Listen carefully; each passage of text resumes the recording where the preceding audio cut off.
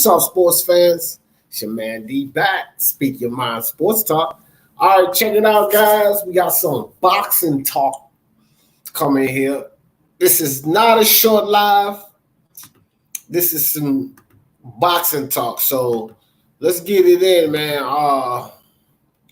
Got some, potential matchups, interesting matchups. So I'm not sure if we'll get these fights, but I tell you one thing, I sure would like to see all of them, every one of them. So one of the first fights that I'm going to talk about, which is this fight has actually been on. A lot of people have been talking about this Andy Ruiz versus Dillian Whyte matchup. So WBC, they at it. They're doing their thing. We know how they do. They put Andy Ruiz. They pit Andy Ruiz and Dillian Whyte in a match together. I guess they're gonna have these two guys fight each other, and it's a really interesting matchup, to tell you the truth. I believe that it's a close fight. Me personally, I think that Andy Ruiz would win that fight. See, the thing with Andy Ruiz and this last loss he took versus Anthony Joshua is Andy Ruiz took himself out of that fight because of his conditioning and everything else. He took himself out of that fight. He could have done much better in that fight. He potentially could have beaten Anthony Joshua again, but he was just totally out of shape, totally unprepared. I'm not really sure what type of game plan that they came up with, but I don't think that he changed anything but his size and his eating habits. And it was just something that was just, it's almost as if he went in there to lose that fight, not to win that fight. It's Andy Ruiz didn't do the necessary things that it would take for him to compete in that fight and to try to win that fight. So I'm not going to take away from the fighter that Andy Ruiz is. What's up, Charles D? No doubt, dog. I'm on the grind. This one is a live, though. I'm going to kick it for, those other ones just short lives, talking about some stuff. But right now, these potential matchups we have coming up, Andy Ruiz versus Dillian Whyte. We got Maurice Hooker, Regis Prograis, potentially talk about that one. And then Jerron in his boots. This will make Jalik happy. Jerron in his boots, Terrence Crawford. Potential matchup, but we'll talk about that. Right now, I'm talking about Andy Ruiz and Dillian Whyte. And I was just saying that Andy Ruiz took himself out of that Joshua fight. Now,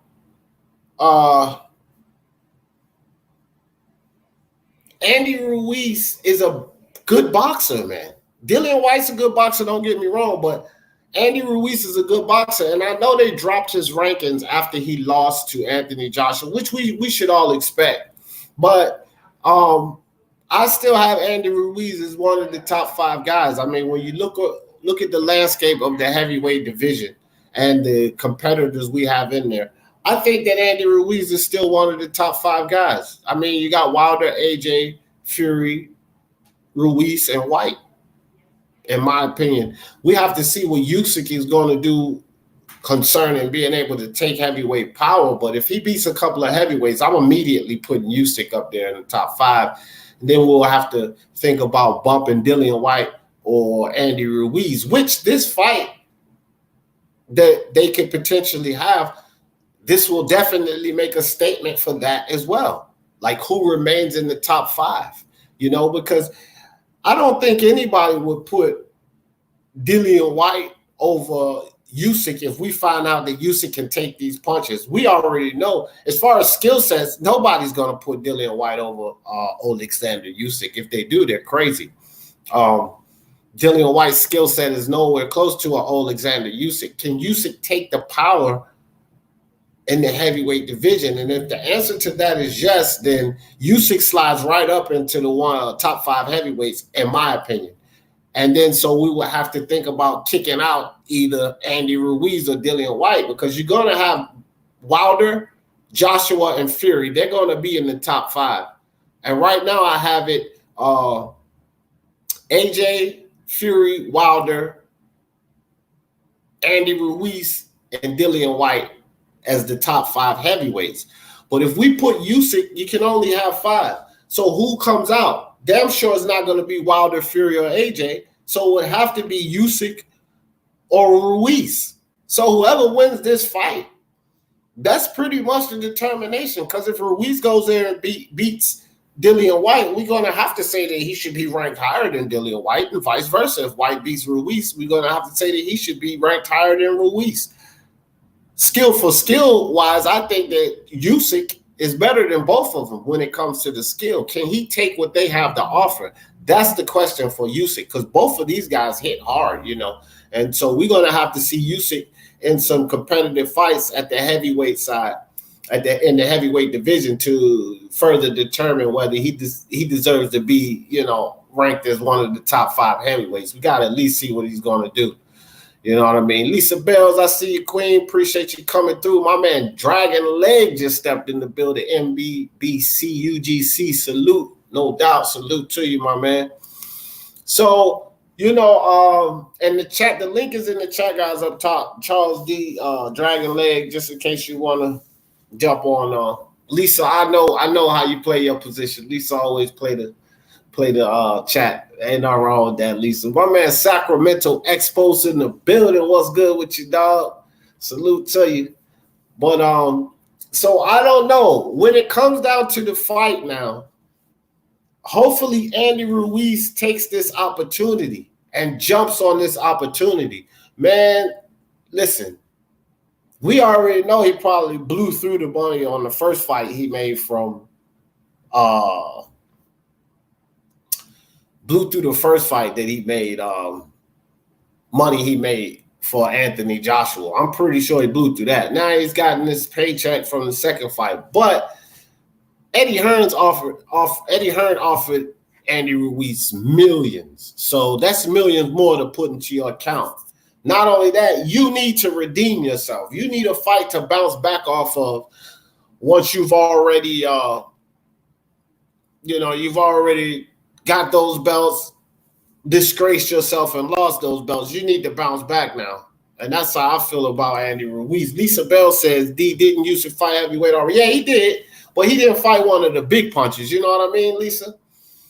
And another thing, a lot of people don't know, Usyk fought heavyweight in the amateurs too. So it's not like he's a stranger to the division. He just made his fame at the cruiserweight division. And, of course, going for a belt, undisputed, big, huge, you know what I mean? Intangible boxing in the building. What's good with you, Intangible? Yeah, he did, though. Lisa Sacramento Expos, Charles D. Fire. Yeah. Dragon Leg said, we got to see Usyk in deeper water and swim up the heavyweight division. Yeah.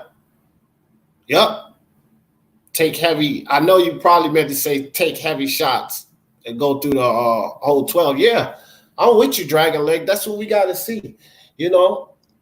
I'm not really worried too much about his power and whether he can knock people out, because I've heard people talking about that. Well, Fury don't really knock people out, but he beats them. And that's what Usyk can do. He'll just box around them and beat them all. That's still boxing. You can win by knockout or you can win by decision. So I'm not really worried about his power as far as knocking guys out. I mean, he has to have enough power, to get guys' attention and keep them at bay. It has to be respectable power. But Usyk doesn't have to have concussive power. Can he take the shots is my question. You know what I mean? So needs a wrench. Sacramento, I thought you had a wrench, bro. What's going on? What's going on in here? All right, I'm going to check it out, Sacramento. Check you out, fam. Let me see here. But, you know, now Dillian Whyte on the other side, he's you know, Hearns is setting the fight up with him. So I know Dillian Whyte would want to fight, man. Dillian Whyte just wants to fight, and he want to do everything he can to get his shot at Wilder. That's what he wants to do. It's going to be a while. I got you, Sacramento. You good? It's going to be a while before he gets him. I doubt it, you know, he'll get a hold of him in 2020. We're not going to get that fight till next year.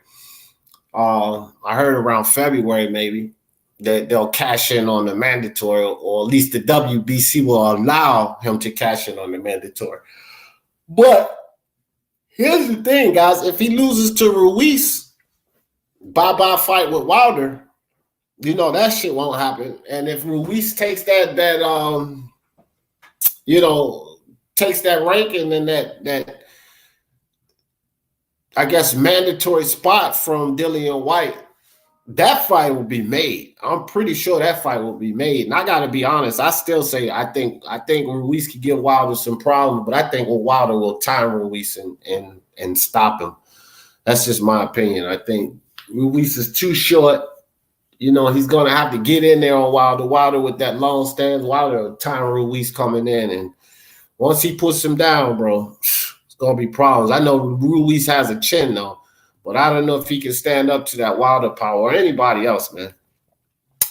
That's what I thought, Charles, because he beat No, he didn't. Wait a minute. Not Joyce. Who are you talking about, Lisa? Who beat Joyce? I'm tripping, man. But you know, Dillian Whyte, he came in heavy too on his last fight, but the difference between Dillian Whyte and Andy Ruiz is Andy had ample time to prepare for the fight with AJ. He had nothing in between their first fight. Dillian Whyte got 3 weeks notice. So it's no excuse, but he has more of a reason to come in overweight than not. Both of them should have came in shape, because that you're an athlete. That's what you should do. So I'm not making any excuse for Dillian Whyte, but he didn't have much time to prepare for the fight. Nowhere near the time that Ruiz had. Ruiz had months to prepare for the fight. Dillian Whyte got 3 weeks notice and had to get in the training, get in fight shape, and he just came out of shape. Both of these guys, Dillian Whyte and Andy Ruiz in shape, I lean toward Dillian Whyte. They both, Andy Ruiz. If they both come out of shape, I still lean toward Andy Ruiz. And the reason I say if they come out of shape that I lean toward Andy Ruiz, because Andy Ruiz is used to fighting heavy and, you know, tubby.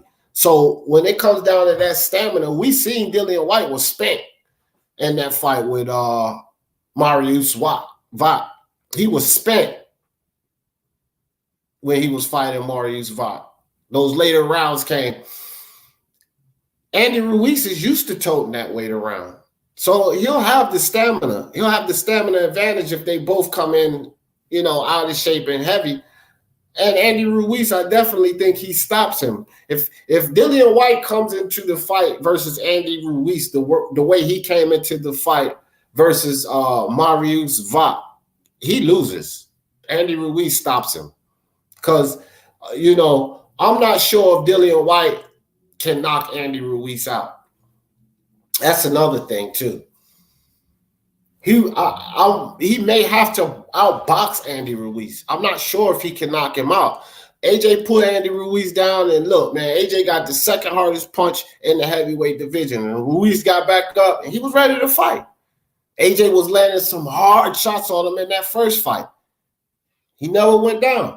So I'm not sure if Dillian Whyte can put Andy Ruiz down. That's, you know, I know Dillian Whyte got popped too, but AJ got more pop.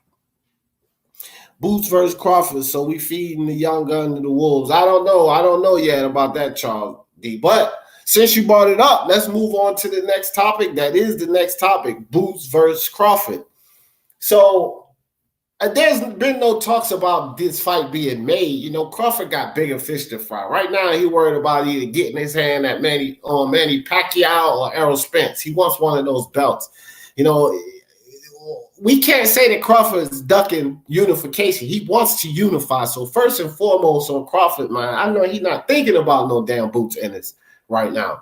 When you have a potential, you might be able to get at Manny Pacquiao, or, you know, I'm not even going to say get at Errol Spence because it's all up to Spence. He's going to have to make that fight happen. But Terence Crawford has big fish on his mind. If he doesn't get the fight, should he entertain fighting a Boots Ennis? Boots Ennis doesn't bring anything at all to the table for Terence Crawford. I mean, you know, how much flack will Terence Crawford will catch? So much flack because, oh, you're going to fight a prospect instead of fighting Porter? Think about that, guys. Like, you know, so this is like, I think that it's much more interesting for Boots Ennis in his camp than it is for Terence Crawford. Now, when it comes to all of this risk over reward, dangerous, I don't even look at Terence Crawford like that. Terence Crawford ain't about all of this risk over reward. He'll beat somebody's ass, and I believe that he'll beat Boots' ass because Boots is green. That motherfucker ain't fought nobody mid-level. He's fought all low-level fighters.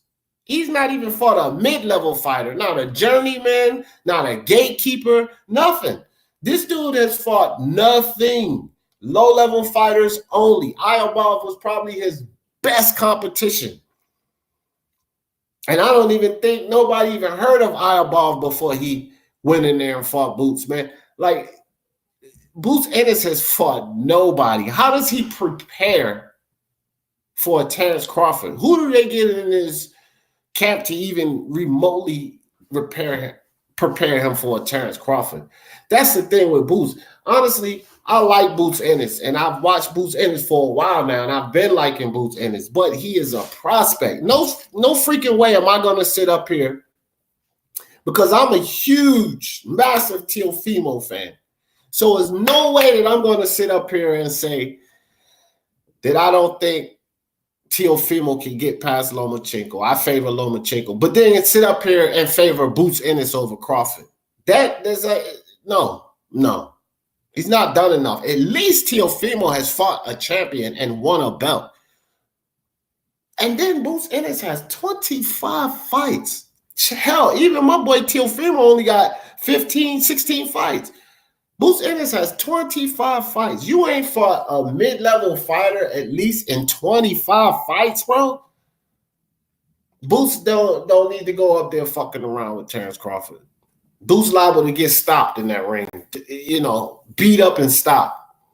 You know, I hear all of this about his power and this, that, and the third. Boots got power, though. Tested against who? Who was his power tested against?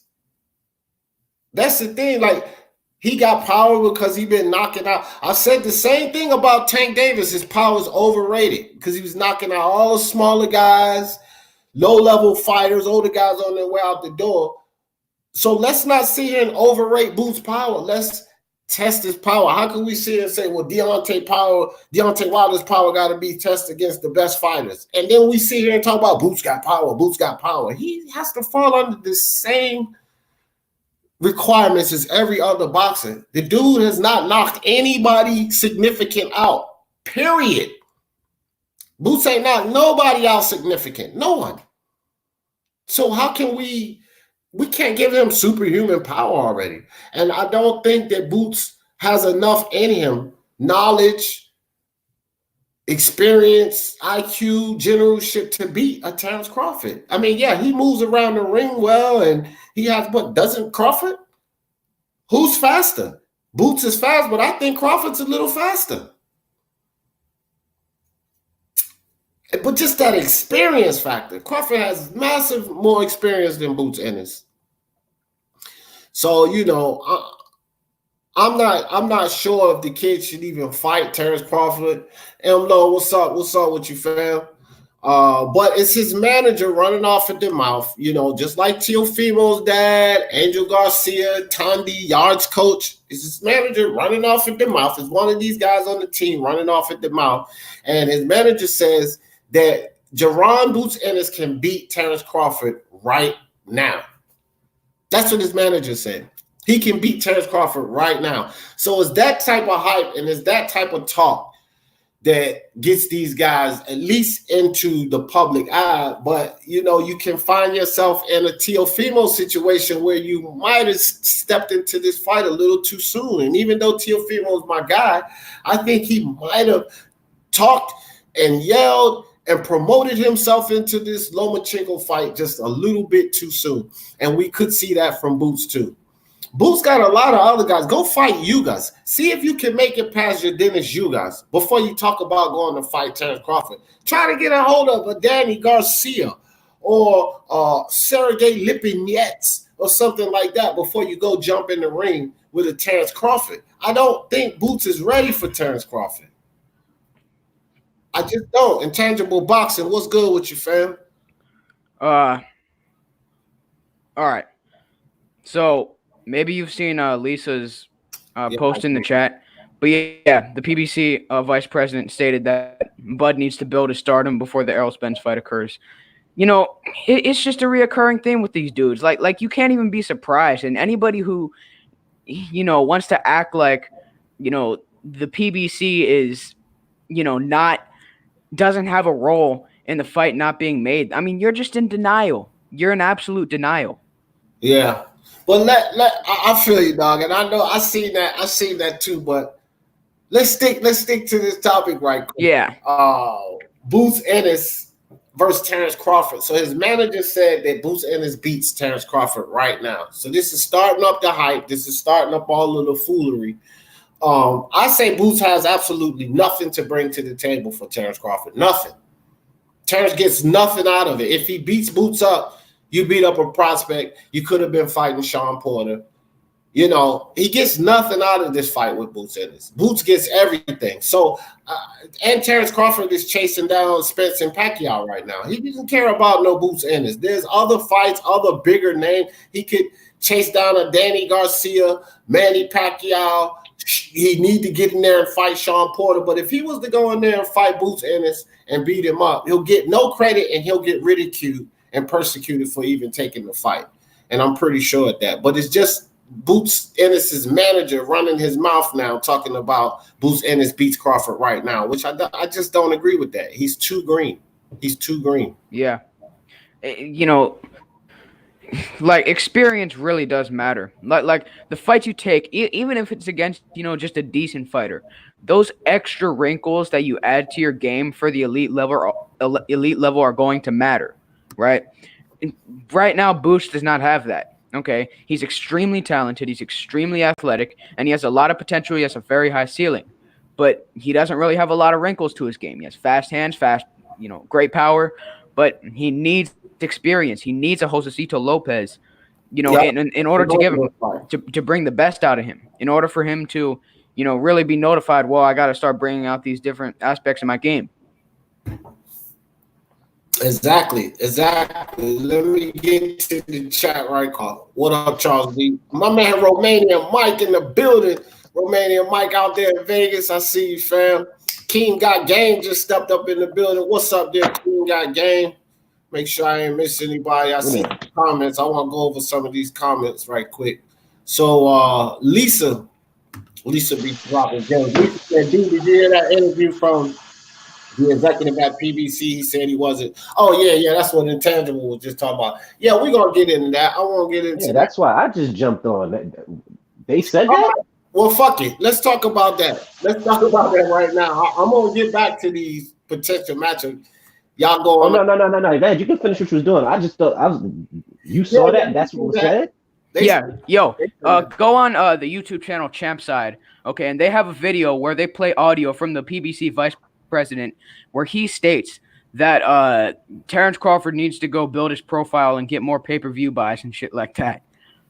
These motherfuckers here. Right. It's the same foolishness that was said about Andre on the Charlo side. Andre is not Andre. I mean, you can't compare Bud and Andre because Bud wants the fights. Andre wants the fights now, but when he was back then, when he could have had that Charlo fight, he ain't want it. Yeah, but I was just the comparison I was making, Charles, was the fact that he don't bring nothing to the table. He brings fucking unification to the table. It's another belt. And he's bringing $7 million, which is more than Charlo ever made, 5 times more than he ever made. So, like, he's bringing a lot to the table. How can they sit up there and say he's not bringing nothing to the table? That's stupid. It's the same dumb shit that they saying on the PBC side. You know, Crawford's not big enough and all of this. Wait a minute, man. Why is this narrative about this even coming into the whole talk of things? Because strap season, I'm here to collect all the straps. So all of that Crawford being big enough and that shouldn't even matter at this point. This is the type of stuff.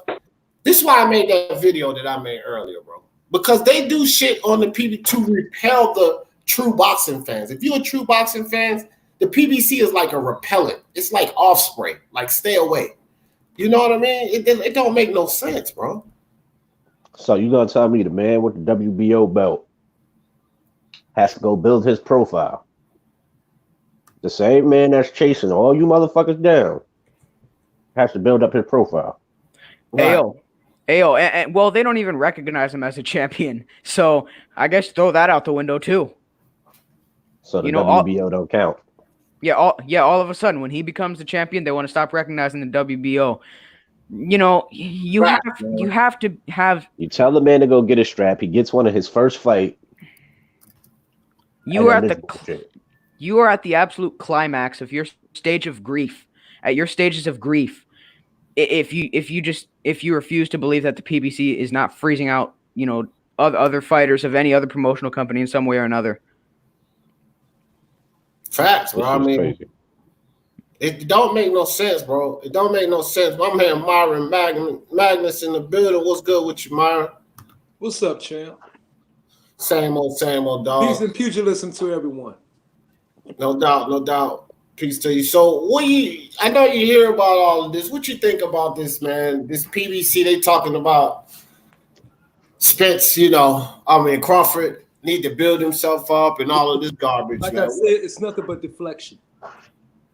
That's all it is. It's pure deflection. It's just something to throw out there to try to buy some time, okay, and escape the reality that the PBC, the talent that they're pushing, is not on the level of the talent of the fighters in the other stables who got the other belts. It's just deflection. That's all it is. Real talk. I mean, I can make it sound all juicy and everything. It's pure fucking deflection. Right. All it is. Yeah. I mean, everything they doing and the way that they moving, bro, it's nothing but a bunch of excuses. Yeah, it is. Excuses everywhere, bro. My man Iron Cone just stepped in the building. What's good, Iron Cone? Got Craig Smith up in here. What's good, Craig? Yeah, it's deflection. It's deflection, and they just avoiding the fight. Listen, it's their way of saying it's their way of saying even the fights they're having amongst each other ain't making or grossing the money they expect. So you mean to tell me that if they go fight, you mean to tell me a fight that just PBC has to promote themselves? Okay, it's going to be bigger than a fight where you have PBC, Fox, and everything co-promoting along with ESPN, Top Rank, and everything. Does that make even logical sense? 2 is better than 1. So you mean it's going to get out to more people if it's cross-networking, so there's more money to be made. So it's complete bullshit. It's deflection all the way across the board. Yeah. Alistair 49 in the building. What's good with you, Alistair? What's good, everybody? What's going on? What's up, Alistair? Man, just talking about this whole Spence situation and them saying that the PBC side saying that Crawford needs to build up before he gets to fight with Spence. You know, just more nonsense, basically. Right, more political. Yeah, politics, exactly. So that's their way. That's their way of taking it to. That's the bag talk. You need to build a profile. That's their way of saying, let's build up this bag talk. You feel me? Right. Because we know that's what they're about. Right. So they're going for a bag over legacy. They're going for a bag over belts. They're going for a bag over the integrity of boxing. Those are three right there. So I think that we go ahead, Charles. Oh, I'm trying not to burn myself, nigga. I'm cooking, but fucking, I still can't. That's why I'm bouncing back and forth in the kitchen. But I still can't believe this is don't make the fight. sense. That doesn't make sense though. The fight generates money. It's something people want to see. I don't see why they wouldn't. This shit doesn't make no sense. The whole shit don't make no sense. I'm sitting here trying to think of every reason why they're trying to deflect this shit from happening, and none of it makes sense. They can't say the fight won't generate money. Negative. It's going to make money. They can't say that there's no significance of the fight. It's for unification.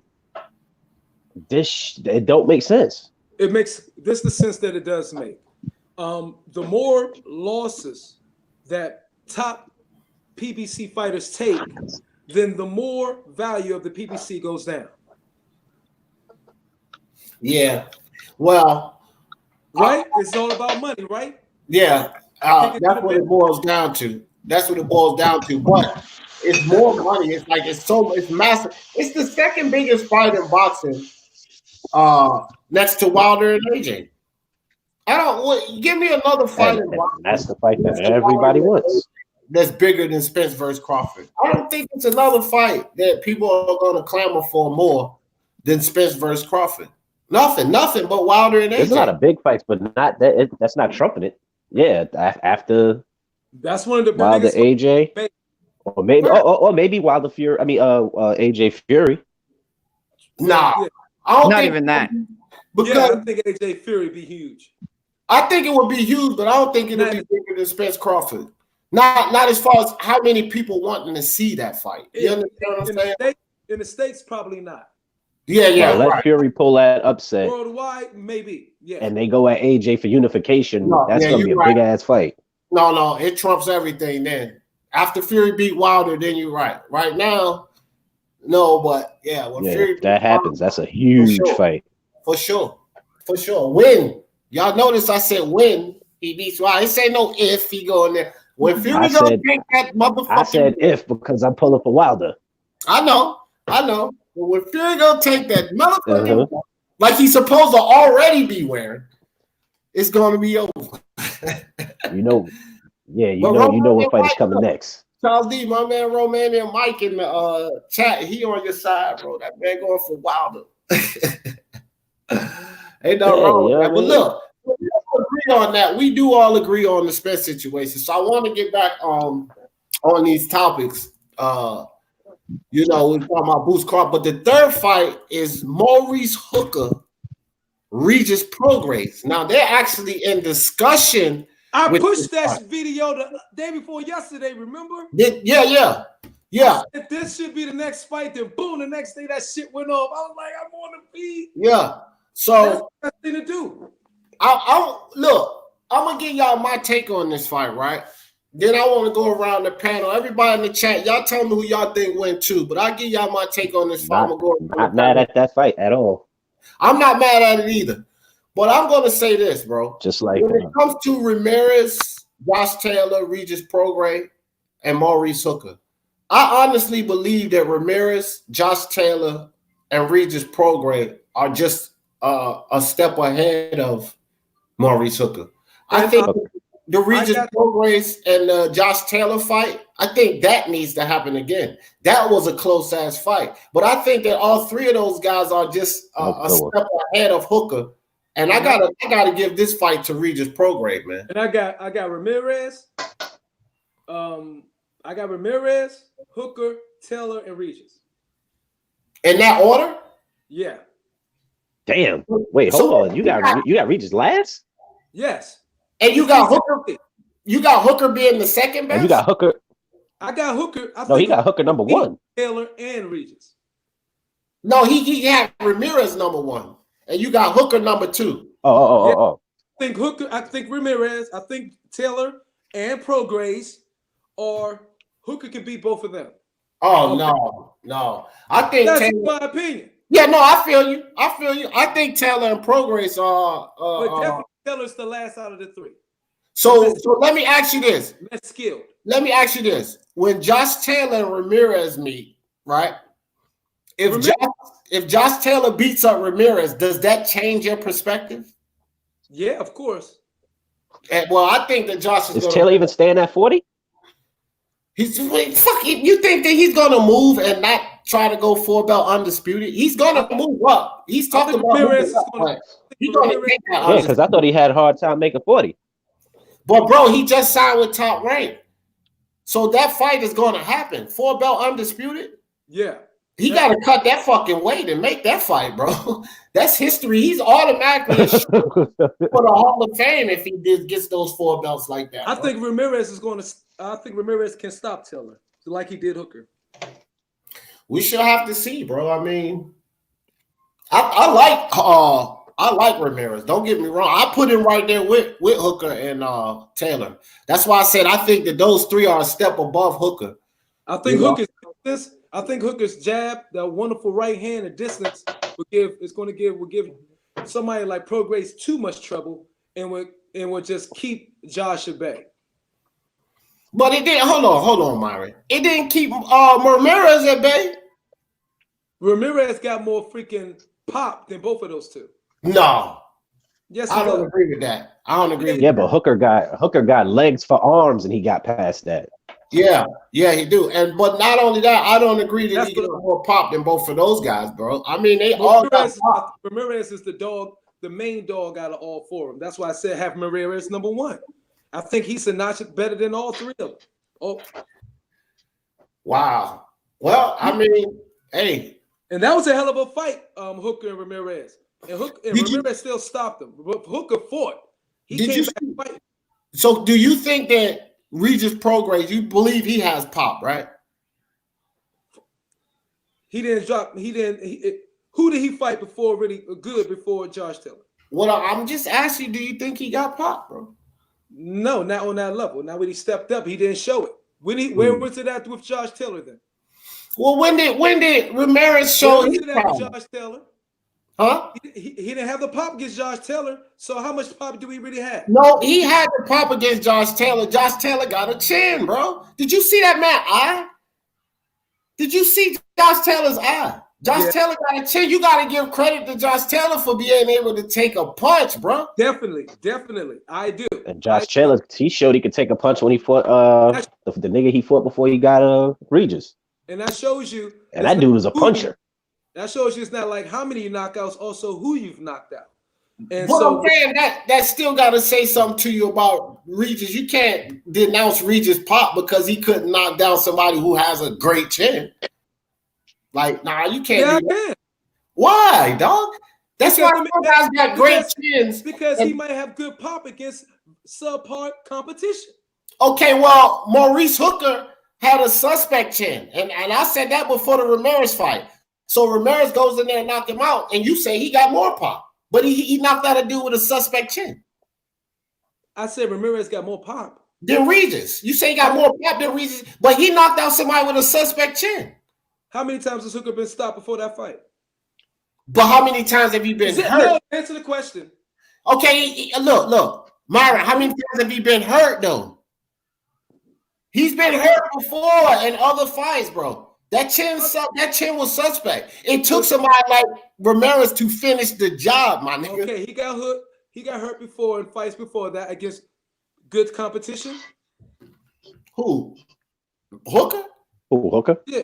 He ain't fought no good competition before Ramirez. He fought decent competition, but all of them ain't been good. Like none of these guys, all of their competition ain't been good. Their resumes are comparable. All of them. So has Hooker fought better competition than Prograis? I don't know. I can't run down all their resumes. I ain't no fucking encyclopedia. I can't even do that. But we can take a look at their resumes. I do know that their resumes are comparable. Because we usually make that argument when we're talking about Wilder and Joshua and other fighters, Canelo. We make nigga, but I ain't box rec. Why we can't make the argument now? We can make the argument, but I ain't box rec, motherfucker. Do you know all their resumes? I don't know all their resumes. You a bad boy with it, so I thought. Let's see who. I know some of the guys they fought, but I don't know. I do too many sports, Double M. I can't remember all that shit. Charles D, get ready to check it out right quick. The Texan in the building. What's good with you, the Texan? Yeah, we're gonna see what's the difference between these two real quick. Well, I still think that it's an interesting matchup. Regis Prograis, Maurice Hooker. I love it. I like the matchup. I'm not gonna say that. I got look at that. Justin Trouble was good. And you know what makes this matchup so good too is that these were final four guys with the belts. You know what I mean? Exactly. They were the last four guys with the belts. So it's basically like the two losers fighting each other. And it's a compilation match. The two winners fighting each other. But I think that the Regis Prograis Josh Taylor matchup warrants a rematch. That was a good fight.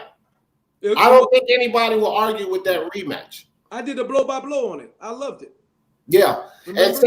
And say so Maurice Hooker and Regis Prograis go fight. How about the winner fight the winner? Yeah. You know what I'm saying?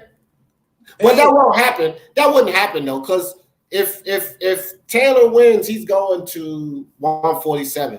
They've already. That's what I thought was happening. Yeah, Hooker was supposed to move up too, but there was talk to him moving up to 147. Hooker gets thrashed at 147. Somebody gonna knock his head clean off his shoulders. He won't have to cut weight so much. That's what they saying. Yeah, but he gets thrashed. He gets thrashed at 147. Thrash. I see. It's a handful of guys that I got beating Hooker. Just imagine Maurice Hooker jumping in the ring with Jaron in his boots. Thrashed, bro. And he's just a prospect. He's just a prospect, but I bet you Virgil Ortiz or Jaron in his boots will thrash Maurice Hooker, dog. For real? I'm gonna go watch this cat fight tonight. I ain't watching. Oh, Boots? Yeah, I haven't watched any of his fights yet. Nah, you won't be disappointed. He's the goods. He just needs to step up the competition. Hey, check this out. This is a good fight for Boots. Jamal James. It's a step up fight. That's what we want to see. That'll be a good fight for Boots. Take on Jamal James. All right. Brenda in the building. The 504. Hold up. Let me put that up. 504 in the building. Work sneaking the peek. That's what's up, bro. I appreciate that. Getting it in while you're at work. Oh, Charles, who was that fell off? I think that was intangible. Yeah, that was intangible. Alistair, you backstage, but this ain't this. All right, there you go. Ralph says, not sure if Boots beats Maurice. You think Maurice might? There you go, Ralph on your side there, Double M. Ralph said he's not sure if Boots beats Maurice Hooker. But, I'll give Maurice Hooker a little more respect because when it comes to experience and, fighting in higher level competition, you got to give that to Maurice Hooker, Ralph. But he ain't did it at 147, money. He did that shit at 140. 147 is a whole different animal. There's a bunch of killers up there. A fighter at 147 got a good chance against a good level fighter at 140 just because of the size, strength, power, and all of that. And now I ain't saying Boots is a mid-level fighter, but he's a prospect. So you can't really call him an elite fighter or top level yet because he's a prospect. But with prospects, you just don't know. He's already shown the ability to fight at 147, so he's accustomed to that weight. Maurice Hooker moving up, going in there with that monster? I don't know, man. I don't know, but I won't disrespect. I get you, Ralph. You can't really just disrespect Maurice Hooker like that because he's a champion. He's proven, and he's fought people already. So I get you on that. That's my argument between him. Yeah. I can respect that, Ralph. Only thing is with this guy, Regis Prograis, man, that guy was supposed to be the best, man. He was supposed to go up and fight Crawford and fight Spence. So taking that loss that he did to Josh Taylor was definitely a huge back burner on his career. I was shocked. I couldn't even believe it. I honestly thought it was going to be a blowout, and I wasn't shocked at all. I don't think that it's a knock on him, Alistair. I think that a lot of people underestimated Josh Taylor. I've always said that Josh Taylor was good, bro. He wasn't winning those fights and getting into the Super Series and winning for nothing. He was a good fighter.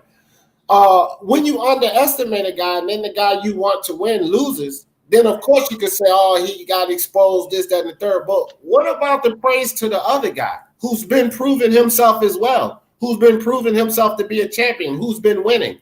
We can't just discredit Josh Taylor. Josh Taylor's a beast. He's a beast. If Regis would have won, they would have been calling Regis a beast. Regis is a beast. So if Regis is going to be a beast and all of this and that for beating Josh Taylor, we have to give Josh Taylor the same respect for beating Regis Prograis. He didn't lose to, if he had lost to a non-champion or a lower level fighter, then yeah. But Josh Taylor was not on a lower level than Regis Prograis. They was on the same level. They were both champions. They both been winning. They were both in the Super Series, and they were both the finalists. So he lost to a valid, viable opponent in Josh Taylor. And Josh Taylor is considered good right now, elite right now. So he lost to an elite fighter. I don't think that that's much of a knock on him. We got to stop this in this new age of boxing where a loss is devastating. Especially a loss to a fucking champion. It's just like I told somebody the other day about my boy Teofimo Lopez. I don't give a shit if he goes in here and loses to Lomachenko. Look who he's losing to. That's not Teofimo getting exposed or Teofimo not living up to the hype. That's Teofimo losing to Lomachenko on the pound for pound. The best at 135. Like, it's not like he lost to fucking Yuriokis Gamboa or something. He's going to lose to Lomachenko. So it's not so bad if after only 16 fights, 22 years old, you lose to a Lomachenko. How the fuck is that being exposed? Or is that a knock? That wouldn't be a knock on him. You know what I mean? Not at all. These are the adversities as a good fighter, as a champion, as a great that you're going to go through in the sport of boxing. You're going to meet up with a guy that's at a higher level that will beat you. And here's that's the same as Canelo when he fought Mayweather. Exactly. Exactly. All right. And then did they say Sugar Ray Leonard was exposed when he lost to Roberto Duran? No. No, right. They didn't say what the fuck. Sugar Ray Leonard was exposed. No. Roberto Duran. No. Because Roberto Duran was the fucking man back then. So exactly. Fought the wrong damn fight. That's how you know. Right. That's new age 21st century deflection bullshit talk that we just cutting right through. Right. Craig Smith says Boots will beat the boots off a hooker. I hear you, Craig. He said beat the boots. Mavis says salute 7 from the 504 504. Justin, he says salute to you. Lydia, what's up, Lydia? Lydia said, hey D. Lisa Bales, Tip W. Said Tank versus Loma would be a good fight. Yeah, Tank versus any top 5, top 10 fighter would be a good damn fight if he makes it happen. Right. Yeah, Craig, they do. They just, Floyd, it's not like we just laying blame on Floyd. Floyd brought this whole fucking idea to the table, and these guys ran with it, but they forgot one point about it. Like, Floyd brought this idea to the table, but why don't y'all try and do what Floyd did first? And then follow that idea. See, they trying to follow the idea that Floyd brought to the table without doing the things that Floyd did first. Exactly. You know what I'm saying? That's the problem. Like, motherfucker, they want to be Money Mayweather. They don't want to be. They don't want to be money. They don't want to be Pretty Boy. They want to be money. Yeah. Right.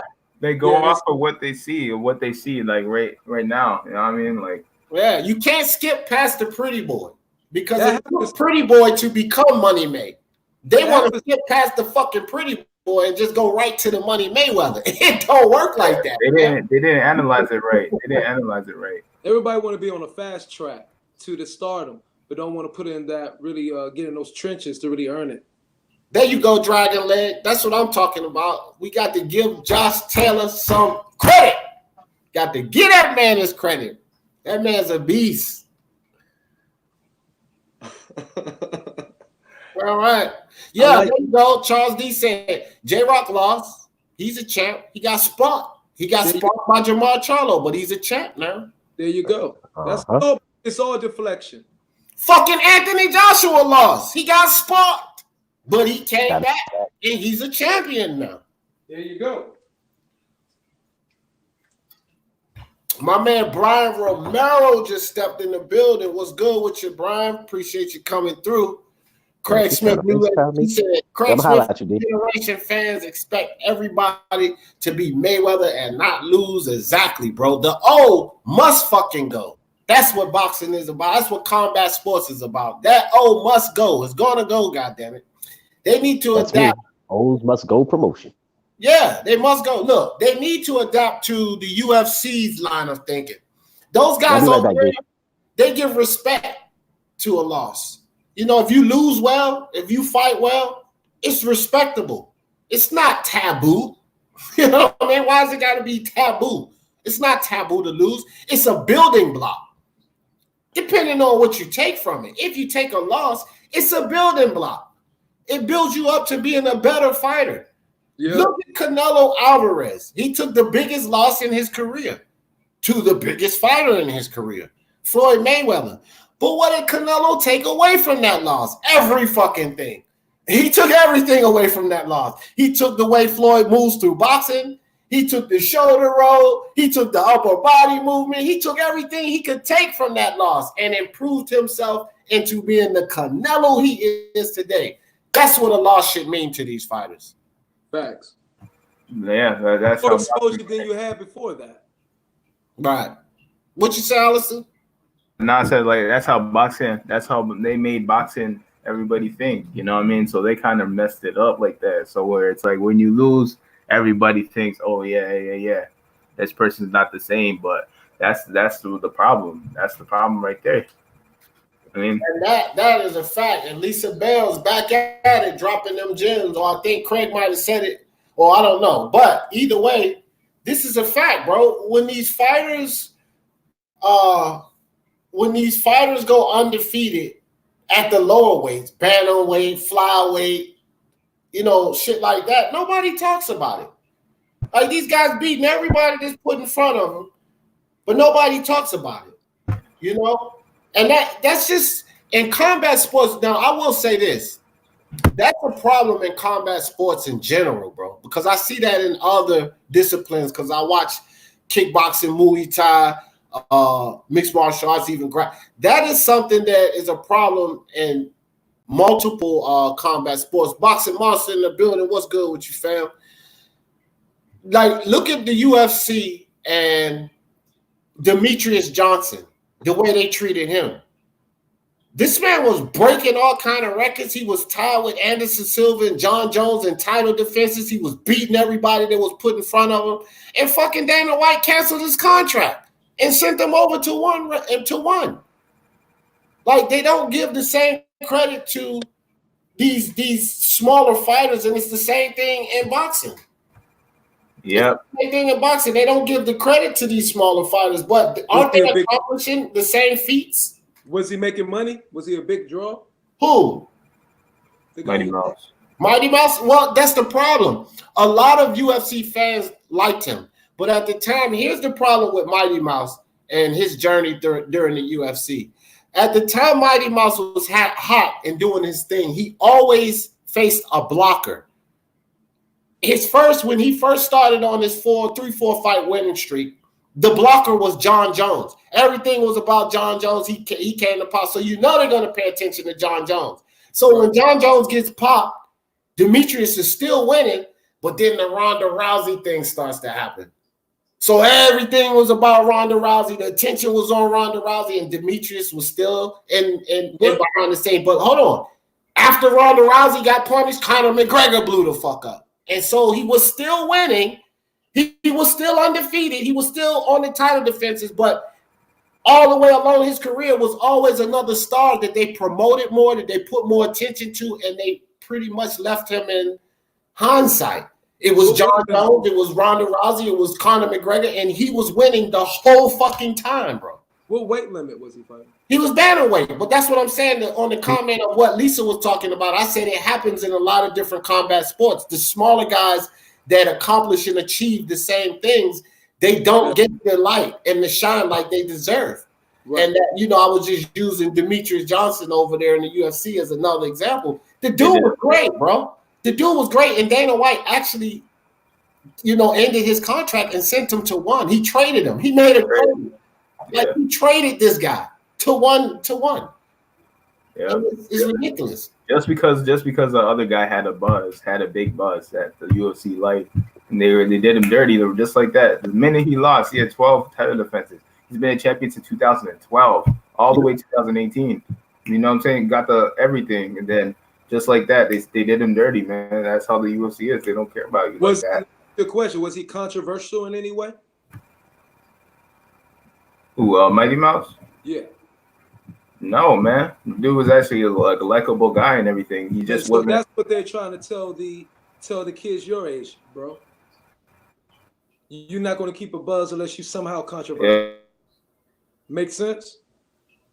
Yeah, it does.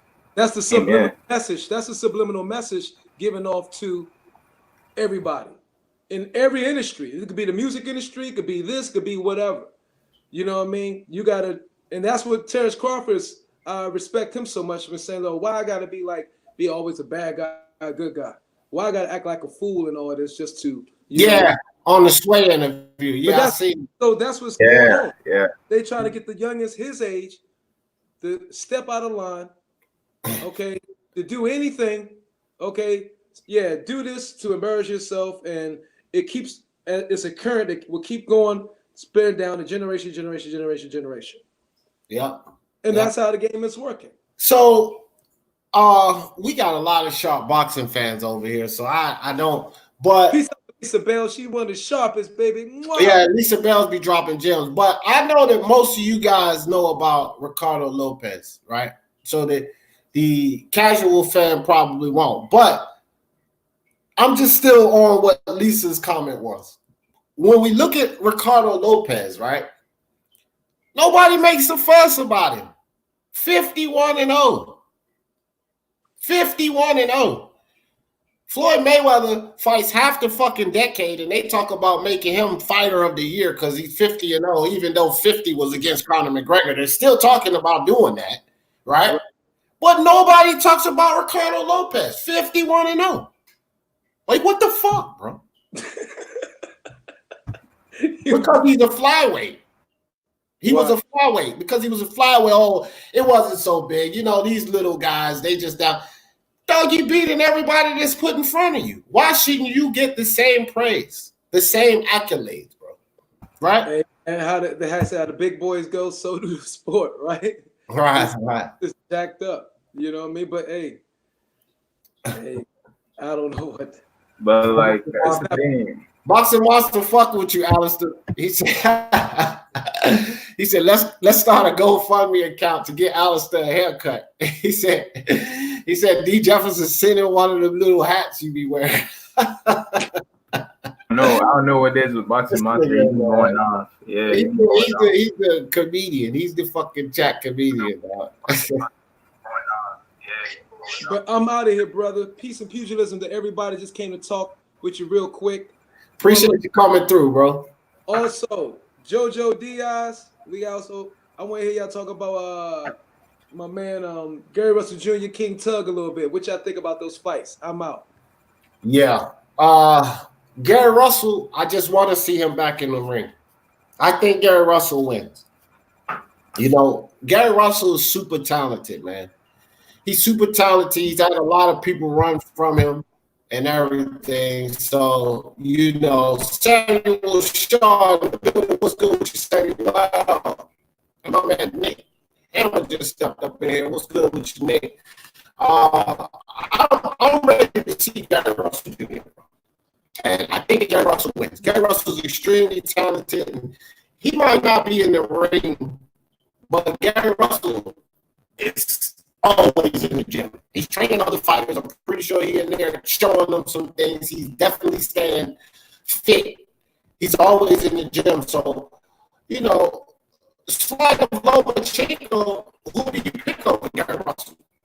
Nobody. Lomachenko don't really want to beat him. So I can't really favor anybody against Gary Russell. I just want to see him fight. Jojo Diaz, Tevin Farmer, that's a toss-up to me. That one's a toss-up to me, Double M. What do you guys in the chat think? Jojo Diaz, Tevin Farmer. Who y'all think win that fight? I think it's a toss-up. I would lean toward Tevin Farmer. I would lean toward Tevin Farmer in that fight. But what you guys think about that? Farmer up a point. Oh, I'm breaking up, dog. All right, let me check this. I might have to pull out and come back in. Yo, D, you breaking up, yo. Yeah, I know. They just told me. All right. All right, hold on, guys. I'm gonna go out and come right back in. Be right back.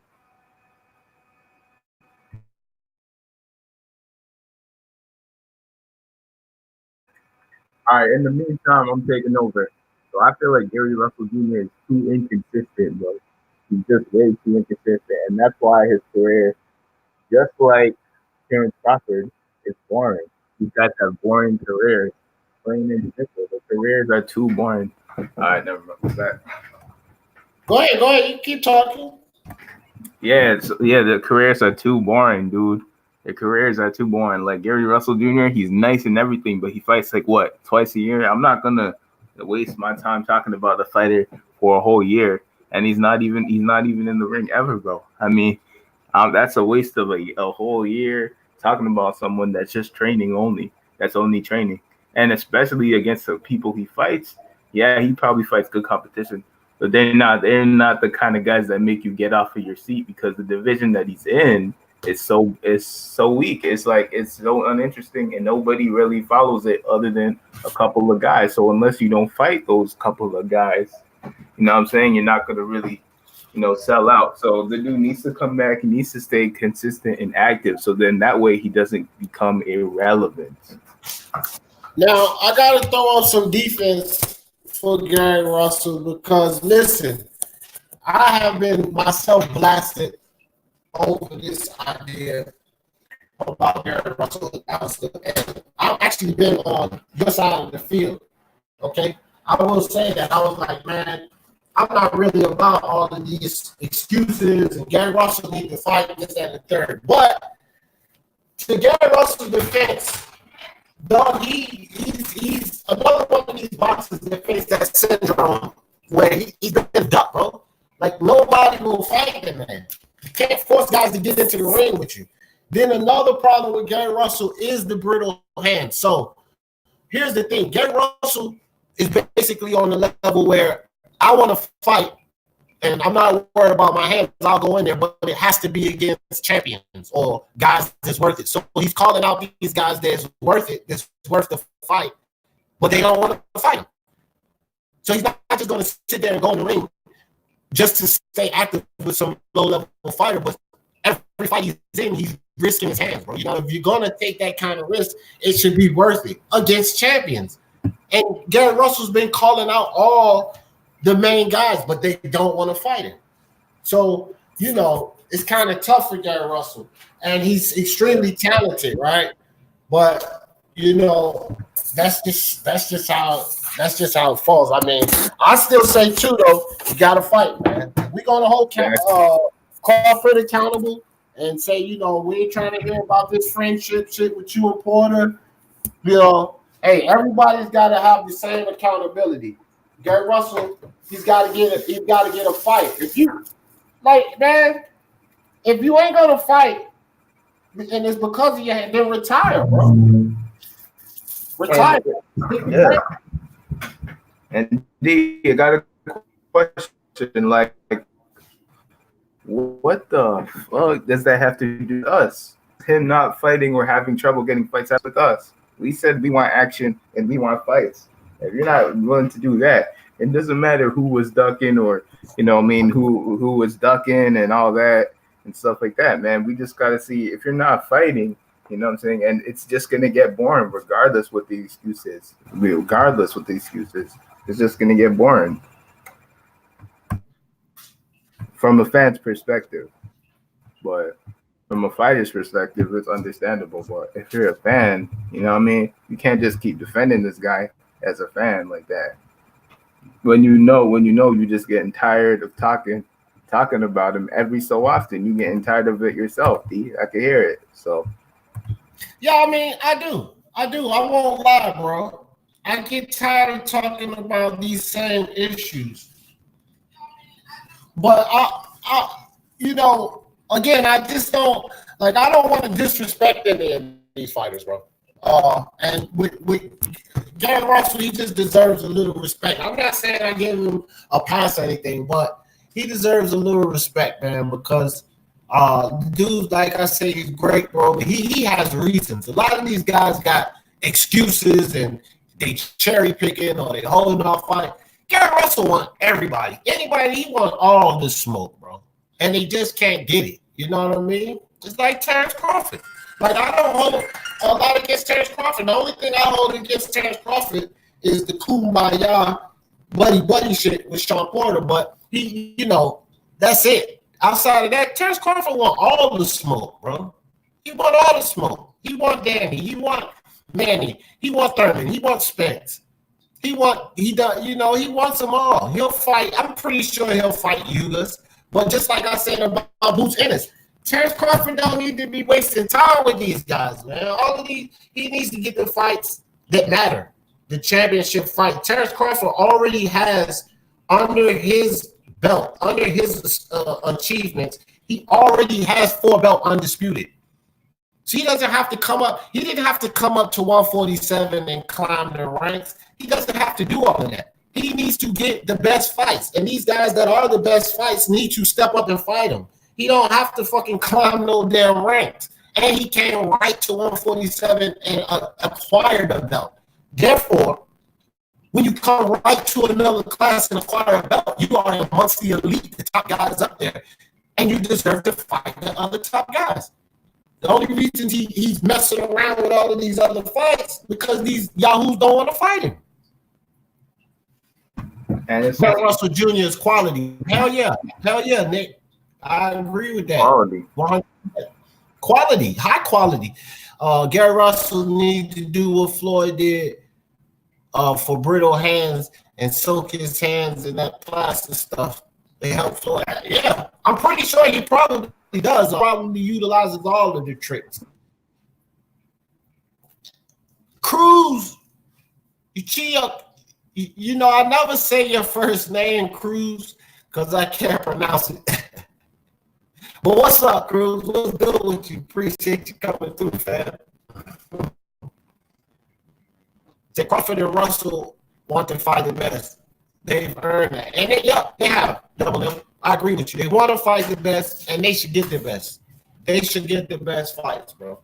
Just that simple. So I'm with you on that 100%, fam. Yes. I thought it was all gone. Let me see. Boxing Boston says Craig Smith. Don't forget little cocaine shot. Monster, you crazy, dog. He said, hey, D, I came in late. Ruiz Whyte, great fight. But if Ruiz stop eating and beats Whyte, that will be Wilder's next excuse for, but it could be an upset. But you know what, Lydia? I got Ruiz over Whyte, so I'm with you with that, right? But honestly, guys, I don't think after February 22nd, we're going to be having a whole lot of this Wilder conversation. The only conversation we're going to be having is about the rematch between Wilder and Fury, because Fury's going to take his fucking belt. I'm wondering if Wilder ducks the rematch or need a tune-up or something in between after Fury put them gloves on him. I don't even know if we're going to be talking about that, Lydia. But I do agree with you. That will be an exit. That will be another exit for Deontay Wilder to get out of that AJ fight. They definitely will use that. I'm with you 100% on that, Lisa. I don't know what just happened to Lydia, man. I don't know what just happened to the chat. That thing just skipped. Anyway, let's see what Charles D talking about. It's just active fights, not fights they want. Yeah, exactly, Charles D. Boxing monster. Yeah. Gary Russell's a fraud. He needs to come out and say why he isn't really getting these fights because he is assigned to PBC or out. Come on with that, Samuel. Stop that, man. Stop that, bro. I mean, you may look, okay, you got some merit to that. I'm not saying that that's totally outlandish, Samuel, but because Bruce Ennis is kind of going through some of that problem too. He won't sign with the majors, so he's having an issue getting some fights. So I agree with that, but it's more or less now that these guys want to fight him too, Samuel. Like he calling these guys out, they ducking, bro. We all know, like, we ain't gonna keep going around in this circle. If one of those guys say, "Yeah, I want to beat Gary Russell," I think them ain't gonna stop him. They ain't gonna stop him. These guys not speaking up. They don't want the fights, bro. They don't want no parts of Gary Russell, bro. They don't. Crawford, you know what? That wouldn't be a bad signing, Dragon Lake. I talked about that before. Crawford signing with her. But as things are unfolding and unraveling, Dragon Lake, the fact of the matter is that shit don't matter. That shit doesn't even matter that Crawford is signed to Top Rank. You know, I used to feel that way too, that maybe he should sign with somebody else. But that shit does not matter, bro. It don't matter at all. These guys are ducking him. They're ducking him. They can make the fight. There's no way you can't tell me, like, come on, man, Fury, Top Rank, Wilder, PBC, heavyweight boxing, most popular division, and the fight is being made with a freaking rematch. So they can make this one fight. They can make this one fight with Crawford Spence. They can make this one fight with Russell and whoever else, bro. Like, that whole side of the street thing, man, that excuse is just so tiresome. So tired of hearing this excuse, man, about, having to sign with her or the zone or something like that to achieve. No, all of these cocksuckers have to do is step up and take the goddamn fight. Come from under them damn rocks they hiding under and take the fight. That's what they got to do. Crawford don't need to go sign with nobody else, man. He shouldn't even have to go sign with nobody else. You know, Game in the building. What's good with your king? Go ahead, Alex. He doesn't. Crawford, like I said, this is what makes careers boring when you got to discuss who we got to sign with. Like I said, we all know. Let's just keep it real. We all know that this guy is just not giving us, what we want right now. So we have to put up with it because we like boxing. But this is the stuff that makes people not want to be a part of something. That all we talk about is, the political, you know what I mean? Just like that. So.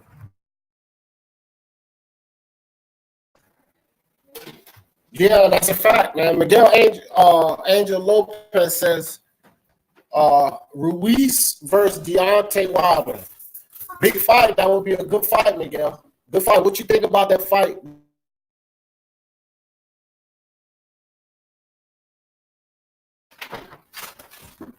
You there, Alistair? Yeah, so Ruiz versus Deontay. Man, you already know what's gonna happen, bro. Deontay's gonna sleep that fat boy, bro.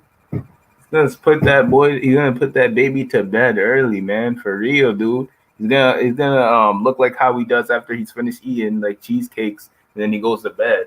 That's how he's gonna put him to sleep. That's how Deontay was gonna knock him out. I don't want to hear anything about Andy Ruiz versus any top guys anymore or whatever, because that was like a one-time thing. Now that he got his butt beat by AJ, there's nobody. We knew from the jump that he wasn't going to beat a Tyson Fury or a Deontay Wilder. We just needed to see if he would beat AJ to let the talks continue. But since he failed to do that, now he's like, shit, this guy's up for grabs now.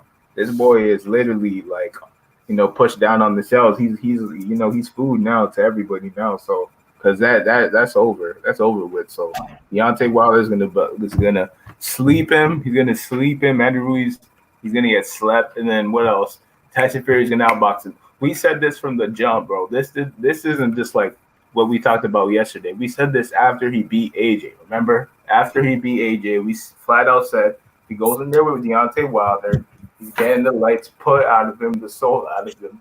And then when it happens to Tyson Fury, the same thing was gonna happen. He was gonna get outboxed and outclassed, and that's it. That's pretty much it, bro. Like, yeah, I think the thing with the Ruiz Joshua fight, and you're right, I say it too, Alistair.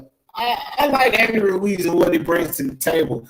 I just think that Wilder is too long, and and then I'll step like how he stands back, and Ruiz being so aggressive, the way he comes forward. I almost think that it plays into what Wilder does, man. And I think that Wilder will sleep him. He will catch him and sleep him. I'm not at all saying that Andy Ruiz cannot beat Deontay Wilder, because Andy Ruiz brings a lot to the table, a lot of tools to the game. You know, he goes to the body, and we haven't seen body, to lean toward Wilder to win that fight. I would like to see the Dillian Whyte. That's another reason I would like to see the Dillian Whyte Ruiz fight happen, because we could get, somewhat of a better assessment. But just at this point right now, man, I honestly think Wilder would sleep him, man. I think that Wilder would lay him out, bro. Facts, man. Facts. Let's not sugarcoat it. He will get slapped. It's not like if Andy Ruiz could win, because we know he won't. All right, we know he won't. All right, stop sugarcoating. LD, cut that out, man. Just call the loving this Wilder. I know Wilder, your boy, but Fury he gonna drop him, and then he gonna beat him on the scorecards. He ain't gonna knock him out. I said Fury might drop him though. I think he going for the drop, because if he get that knockdown, it's a wrap for Wilder. If he gets that knockdown and go 12 rounds, it is a wrap for Wilder. Ain't no judge in the world. They'll be scared to make it out of fucking arena trying to rob Fury there, because there's no way Wilder's gonna outbox Fury. I mean, what's calling it? All right, ask you this: did Deontay Wilder get dropped in his entire career, bro? And yes. Yes, he got dropped in the pros and in the amateurs. But he got dropped in the pros? He got dropped in the pros early in his career, and he got dropped in the amateurs. And rumors are he's been dropped in sparring as well. The dude ain't bro. Sparring. Sparring doesn't really count. It don't count. I'm just saying, that's what rumors are. Oh. But the two things we know that happened, you can go look it up on the internet right now, my friend. He's been dropped in the amateurs, and he's been dropped in the pros. So he has tasted the canvas, my man.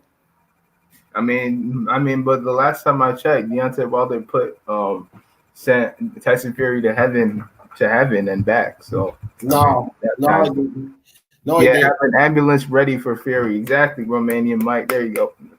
Yeah, well, Romanian Mike and Charles D, they Wilder fans. They for Wilder, so I got no problem with that.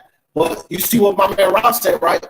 Fury will beat Wilder again. The reason he put again on there, because we know the travesty of the scorecards in the first fight.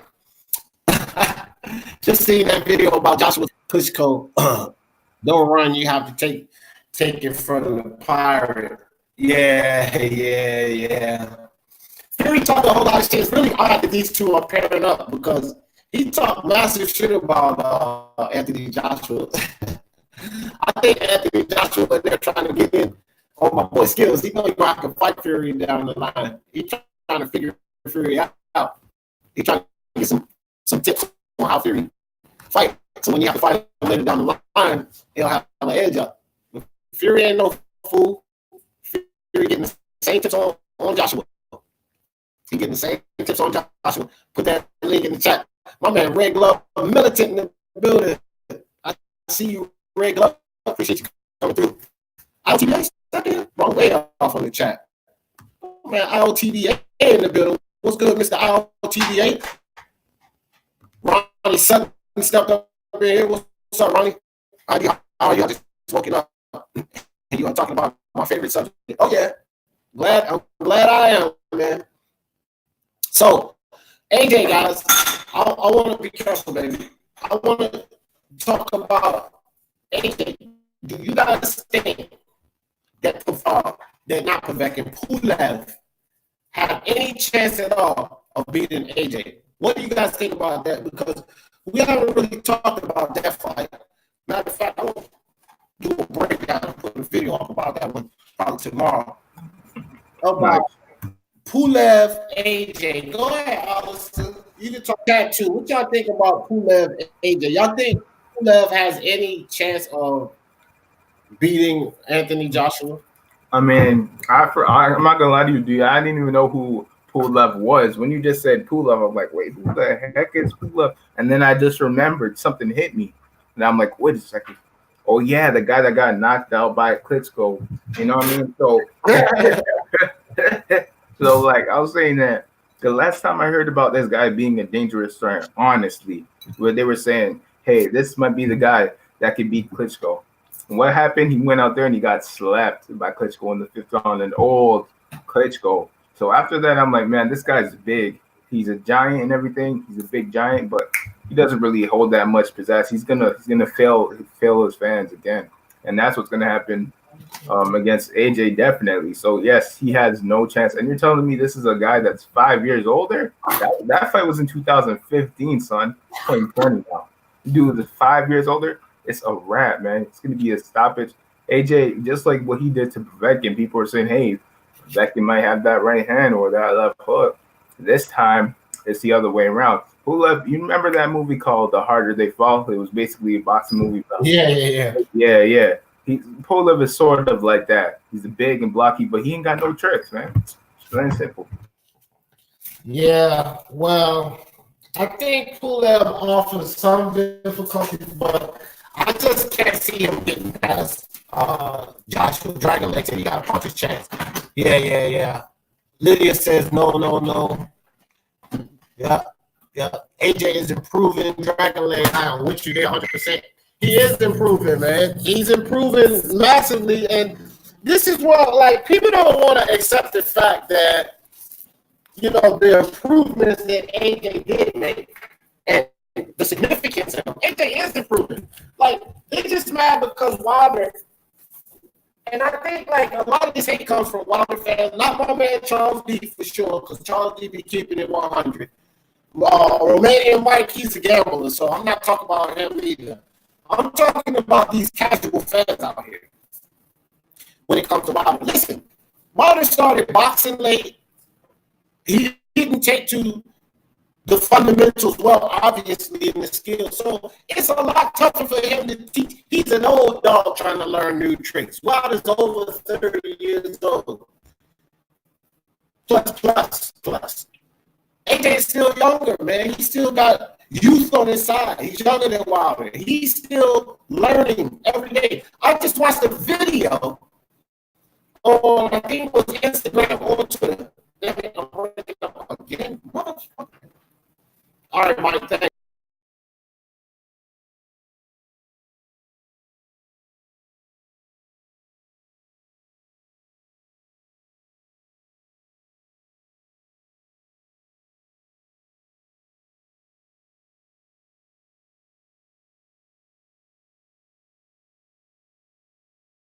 So yeah, like I was saying, I just watched the video on Anthony Joshua, and this dude was practicing switch hitting.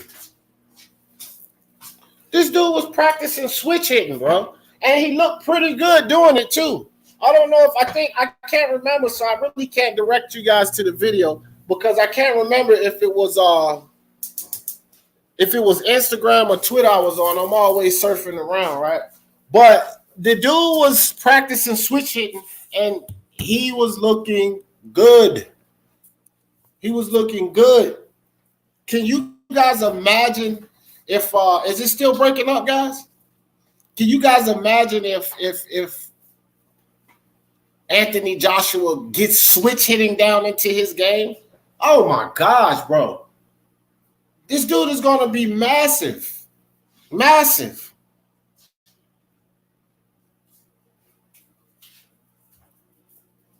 So, man, look, let me tell you something. I just talked to Black and them the other day about this same time. I'm not changing my stance on that shit, bro. Y'all act like fucking Laura.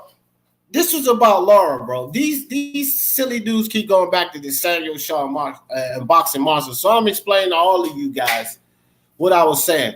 This whole mosquito bites thing, I said it. You goddamn right. I said Laura's punches to Spence would be like mosquito bites. He gonna chew them shits up and spit them out. Laura ain't never been known to be a no big fucking puncher, bro. And to a certain extent, before the car accident, after the car accident, I don't know what Spence's durability is like, his chin is like, or anything else. So I can't say Laura or anybody else's punches would be mosquito bites to that dude. I honestly can't say that.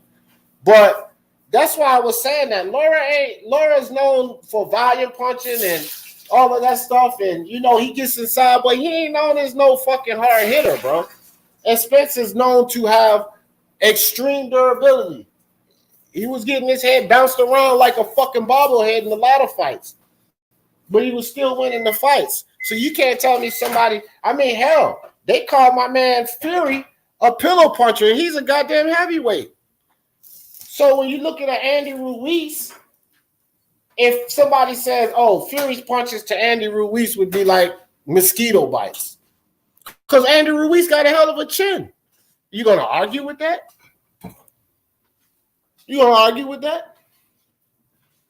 Laura, man, because Laura Charles D, because we was talking about Spence going up to 154 and fighting Laura, and I was like, oh, Laura, man, who cares about Laura? Laura's punches would be like mosquito bites to Spence, and then they just went off in a tangent. And now, months and months and months later, Charles D and Samuel still talking about that.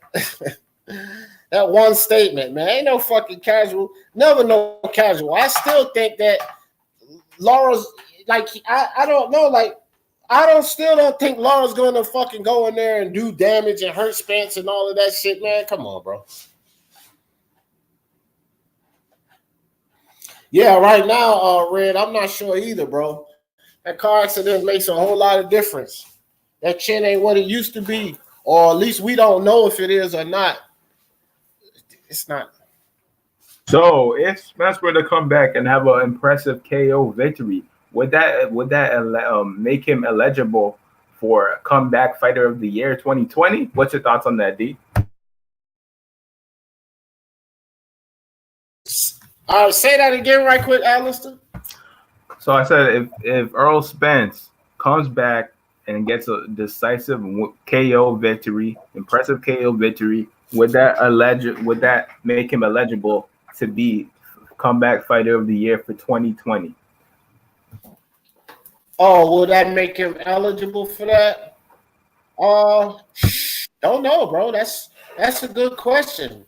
Especially it being so early in the year, he probably won't come back. He said to the summertime, you might have something there, especially if he comes back, gets an impressive victory, and then wins his next fight after that. Yeah, I think he would be. Damn near shooing for that. To tell you the truth, Alistair.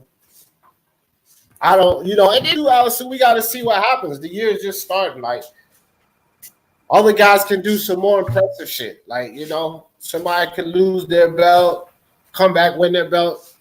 You know what I mean? Go on to unify. Would that not make him come back? You know what I mean? Comeback Fighter of the Year. Say like a champion loses his belt, then he goes and gains his belt back, and then he unifies within 2020.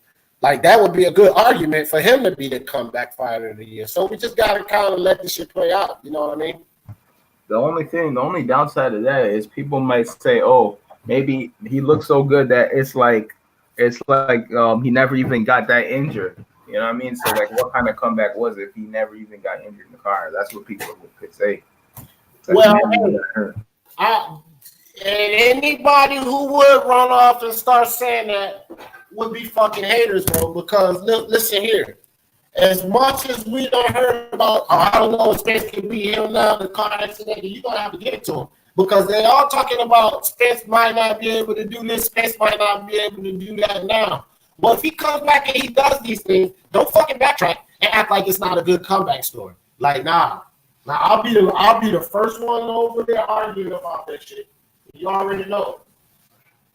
That would be a disgrace. That would be a disgrace. But the bigger disgrace is, Andre Ward getting fighter of the decade over Manny Pacquiao. Man, that's crazy, man. Andre Ward. It's ridiculous that who was that? That Sports Illustrated. Who gave him fighter of the decade? I don't know. All of these different social media outlets, they have their own choice. So that doesn't make him fighter of the decade. I think it just makes him fighter of the decade through their awards or whatever. I think that it's ridiculous that Andre Ward, in my opinion, gets fighter of the decade over a few guys.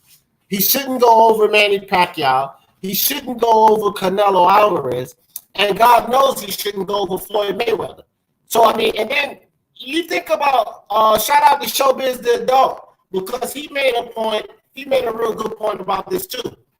Andre Ward missed about as much time as Floyd Mayweather did in this decade. So, that means, how the fuck can you give Andre Ward fighter of the decade? Mayweather would have to slide in there for that. That's why Mayweather ain't my fighter of the decade, because he's missed too much time. He ain't fought the whole damn decade. And the last fight, Berto and Conor McGregor, get the fuck out of here, bro. Those are his last two fights. Like, he can't be my fighter of the decade. But if you're going to have one and you're talking about accomplishments and what these guys done, then you will have to put Floyd before Andre Ward, in my opinion. No, wait, Floyd. Andre Ward to go before Floyd. That doesn't make sense to me. See, Samuel Shaw said, DJ, calm down. It ain't that serious. Y'all caps are too high. I'm going to have to holler at Charles D and have him send you one of them. Whatever, nigga. Y'all motherfuckers, man. Y'all crazy as hell. Yeah. Why choose Bumblebee when you can choose Megatron? Why go go-kart when you can use Transformers? You know what I mean? Why choose Mini-Me when you can get the big stack? That's basically what that video was about. Yeah.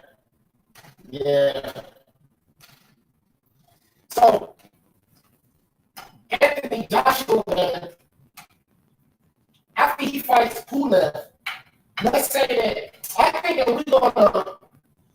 think before we see Wilder Joshua, because I don't think Wilder's fighting nobody this year but Fury. Man, I think at the end of the year, bro, we might be able to, damn, again, bro. I don't understand why this shit keep messing up, man. Jose said I'm breaking up. Oh, let me get my phone. Oh, shit, I know why. My goddamn battery already died on this bitch. Need to plug it up. I think it just flashed. I got 3%. That might be why. What it sound like now? Does that sound better? Sounds better. Yeah, it might have been my battery, bro. My battery's about to die. Man, you good. Yeah, so we might be able to get Anthony Joshua versus Usyk. What if Anthony Joshua goes in there? Of course, I say he beats Pulev and he secures that mandatory, and then he gets into a fight with Usyk this year and then go take that belt back. Like, that's literally him winning another belt. Even though it got stripped, he's still winning another championship. He's winning another belt. So, I mean, like, Wilder, man, he's got a long way to go. And even if Wilder just came in there and fucking say he beat AJ for the 4 belts, he still ain't really done what AJ has done, bro. Because he'll just collect those belts off of Anthony Joshua. Anthony Joshua lost belts, went and got them. First off, he had to go get the 3 belts. He lost his belts, went and got them back. Now he about to get one strip. If he goes and fight Pulev and then fight Usyk or whoever else holding that belt, and you know what I mean? Look at all the shit he's accomplished. My man, Black Horseman in the building. What's good with you, Black? Appreciate you coming through, fam. Yeah, man. Like, I'm just so sick and tired of these people with Wilder, man. Wilder I can't wait till he lose. I know that sounds like a hate-ass statement. It does. I know it does, bro. I know it sounds like a hate-ass statement. But it's not even really against Wilder. It's just the nonsense that's going on, bro. Keeping up from his 4 belt. I'm just to the point where I can't wait to see this constantly just lose. Because I don't think that, we had the comeback story with Anthony Joshua. He lost his belt. I don't think Wilder got a comeback story in him. That's another thing about it. I don't think Wilder has a comeback story in him. I think once he loses that belt, it's the wrap. King got that funny though. King said, that sounds terrible, D. He ain't talking about the sound, he's talking about what I'm saying about Wilder. Yeah, I got you, King. He said, I sound like a battle rifle. Man, I don't know what this thing is. What's going on with this thing, man? How long we been on?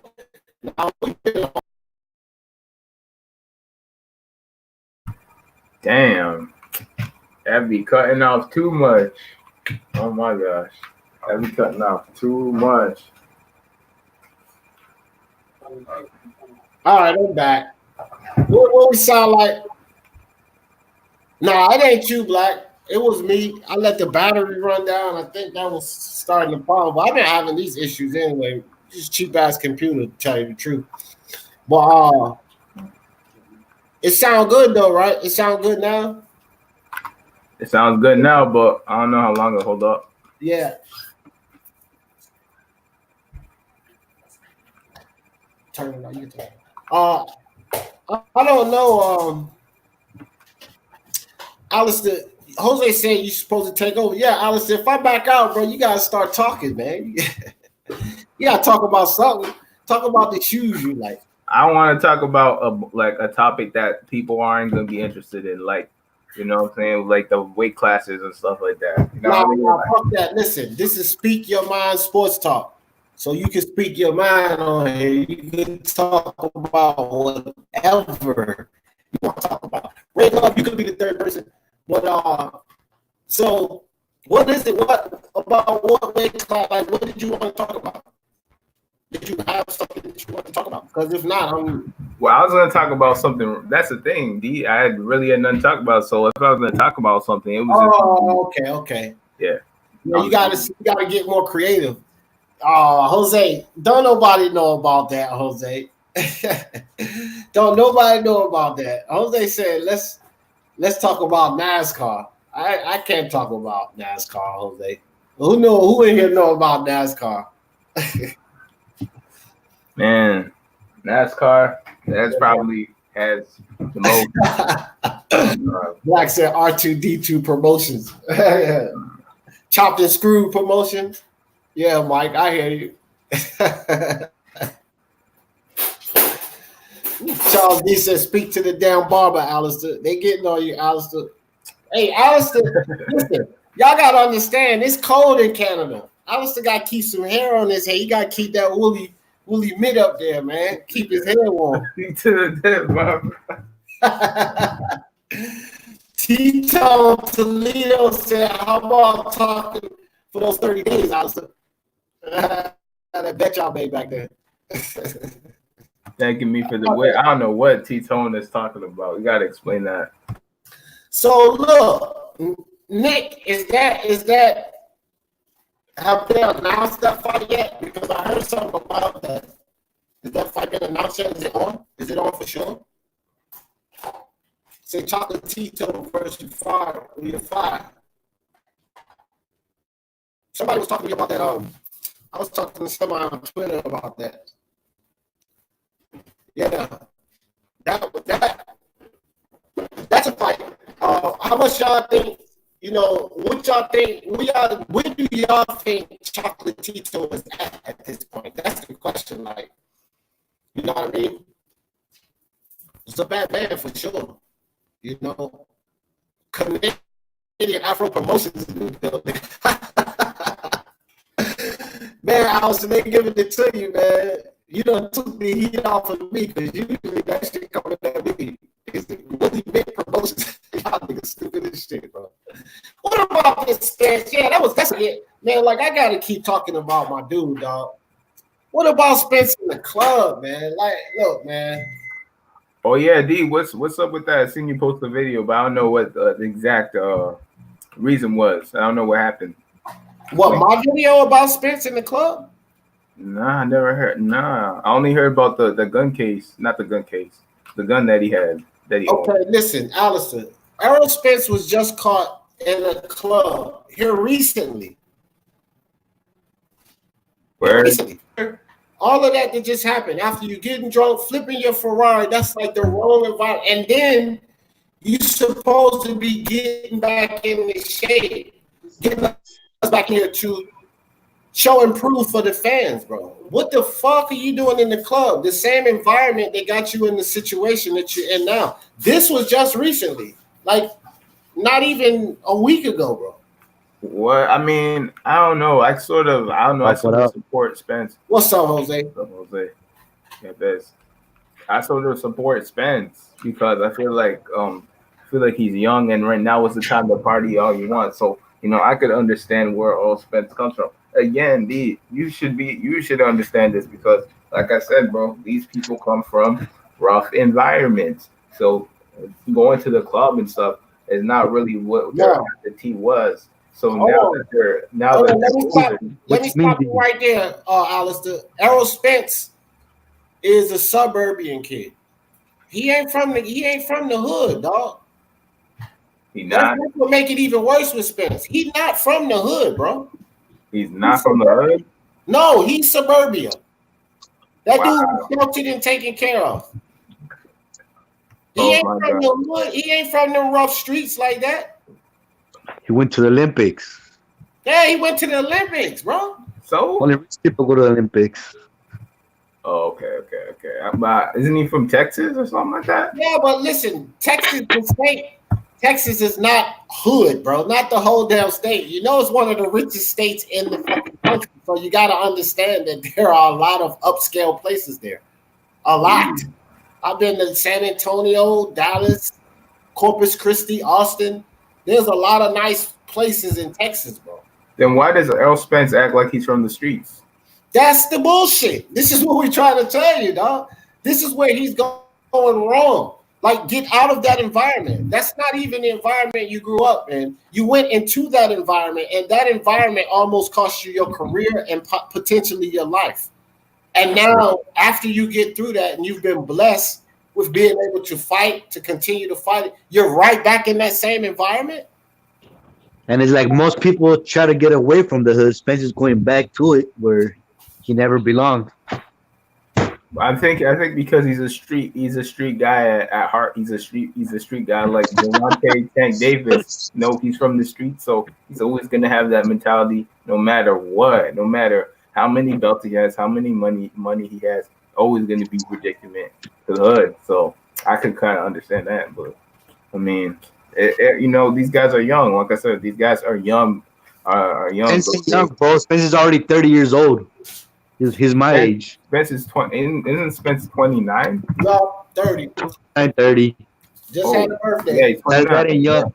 Because when you're 18, 19, 20, 21, even up to 25, I'll give you a pass saying you're young. But once you hit a certain age, 28, 27, 28, 29, that ain't being young. Especially Spence. He grew up. He went to the Olympics. So he's been around boxing for a while now. So he should know what's up. And look, that's another fact. Boxing Monster just put that out there. Spence said it himself. He's from New York. He moved to Texas when he was younger. No, I think I figured it out. I figured out why he's doing this. It's because this guy, okay, when he started making money recently, right? So I think he just wants to start to live some of that fancy lifestyle and kick back a little bit and enjoy that lifestyle. And I feel like there's nothing wrong with, Bro, being at the strip club ain't no fancy lifestyle. Going to the club, doing coke, drinking, crashing, that ain't no fancy lifestyle. A fancy lifestyle is going out with your family and taking trips to Europe, going to freaking the Benihana's or whatever. That's a fancy lifestyle. Freaking throwing dollars at the strip club, that ain't no freaking fancy lifestyle. Yeah, and did you see the fucking club? Alex, when you go see the video, that was something else. The club won't even like a high scale club.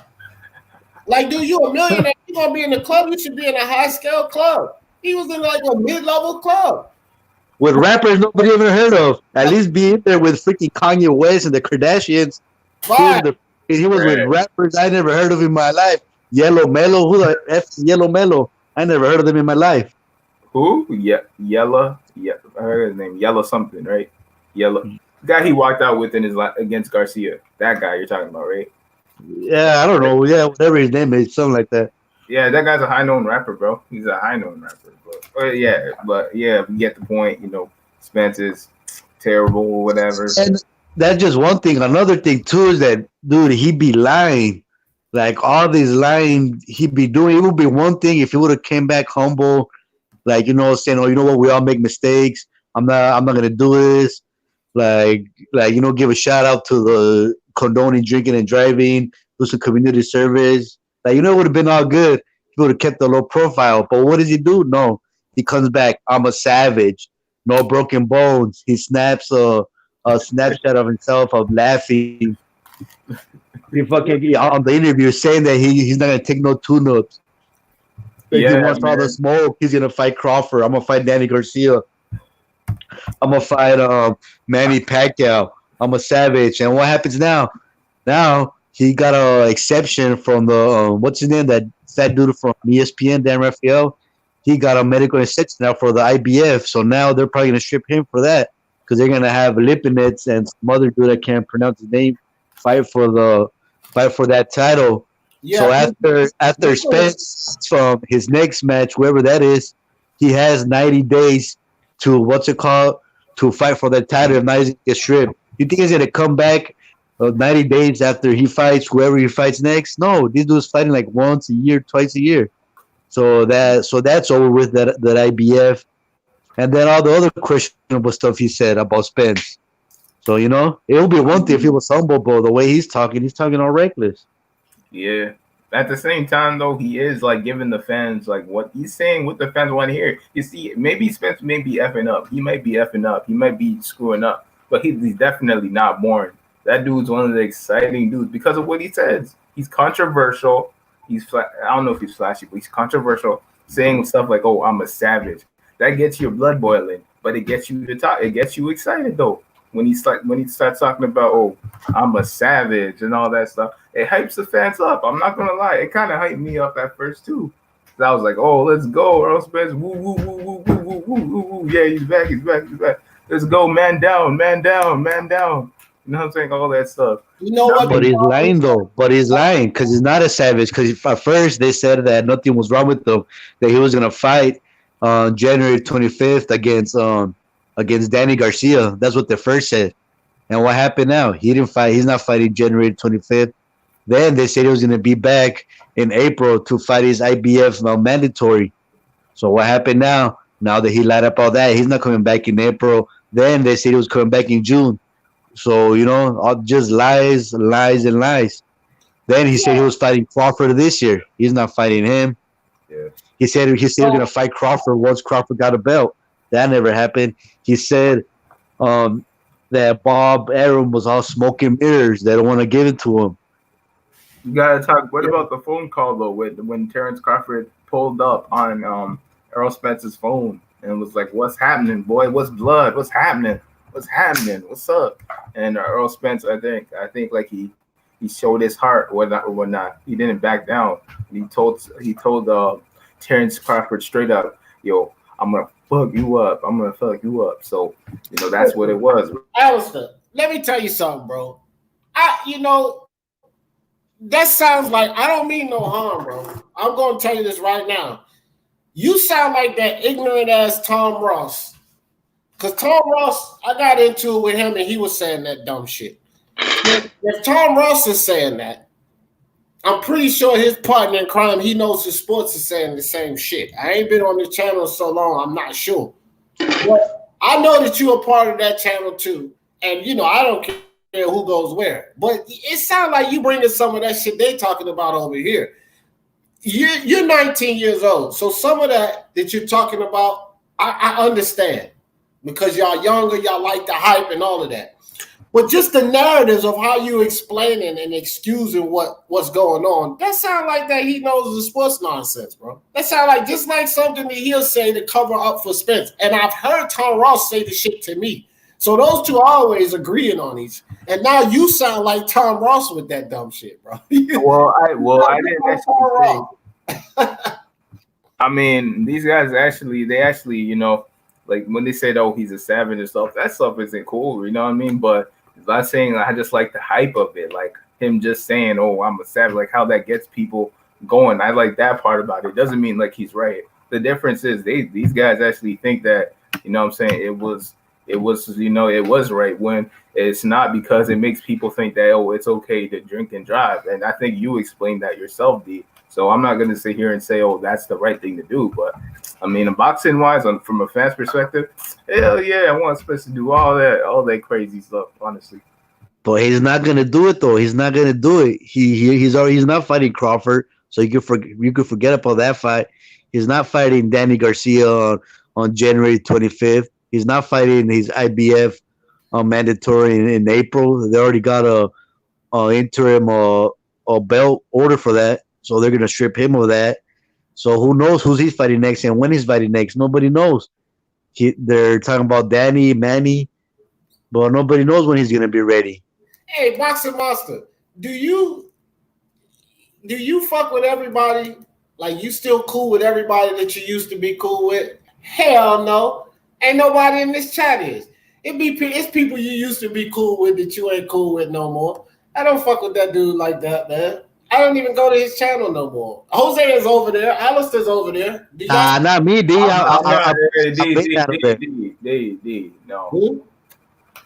Nah, not me. You could count me out, D. I've been out of there for like the last month I or ain't been two. over there for a minute, bro. I ain't been over to. He knows his sports channel, not on the lives, not even responding to his videos. I don't even support his channel anymore, bro. And anybody who has a channel that I support, y'all know what my support means. I'm there every fucking video down there. Yeah, you could ask Tito, and I'm out of there. I think they blocked me, as a matter of fact. Well, same difference. Yeah, I don't go over there anymore. Can't fire me, I quit. Yeah, it's nothing over there. It's nothing to listen to but rhetoric and garbage when it comes to boxing, bro. They don't like it's Tom Ross is a racist. Tom Ross is a pure racist. If you go to his channel and just look at his content on his channel, because when he first came to He Knows the Sports, everybody was all cool. I used to support his channel. It's always about black issues and this, that, and the third, the black man, this, that, and the third. And then he's bringing that in over into boxing. Mm-hmm. Yeah. I seen some dude yesterday on your comments. I don't know, I think it was Khalib or I forget his name. Oh, Khalil. Yeah, Khalil. Yeah, he started talking about, oh, D, how come you don't keep the same energy towards Kovalev, or you only, when it's your favorite fighter, you don't make a video? So I responded to him, I'm like, Kovalev, like, who the F is a Kovalev fan? I've never met a freaking Kovalev fan in my life. Right. Yeah, you know, we talk about fighters that are pretty much our favorite fighters or fighters that are relevant, and nobody cares about Kovalev.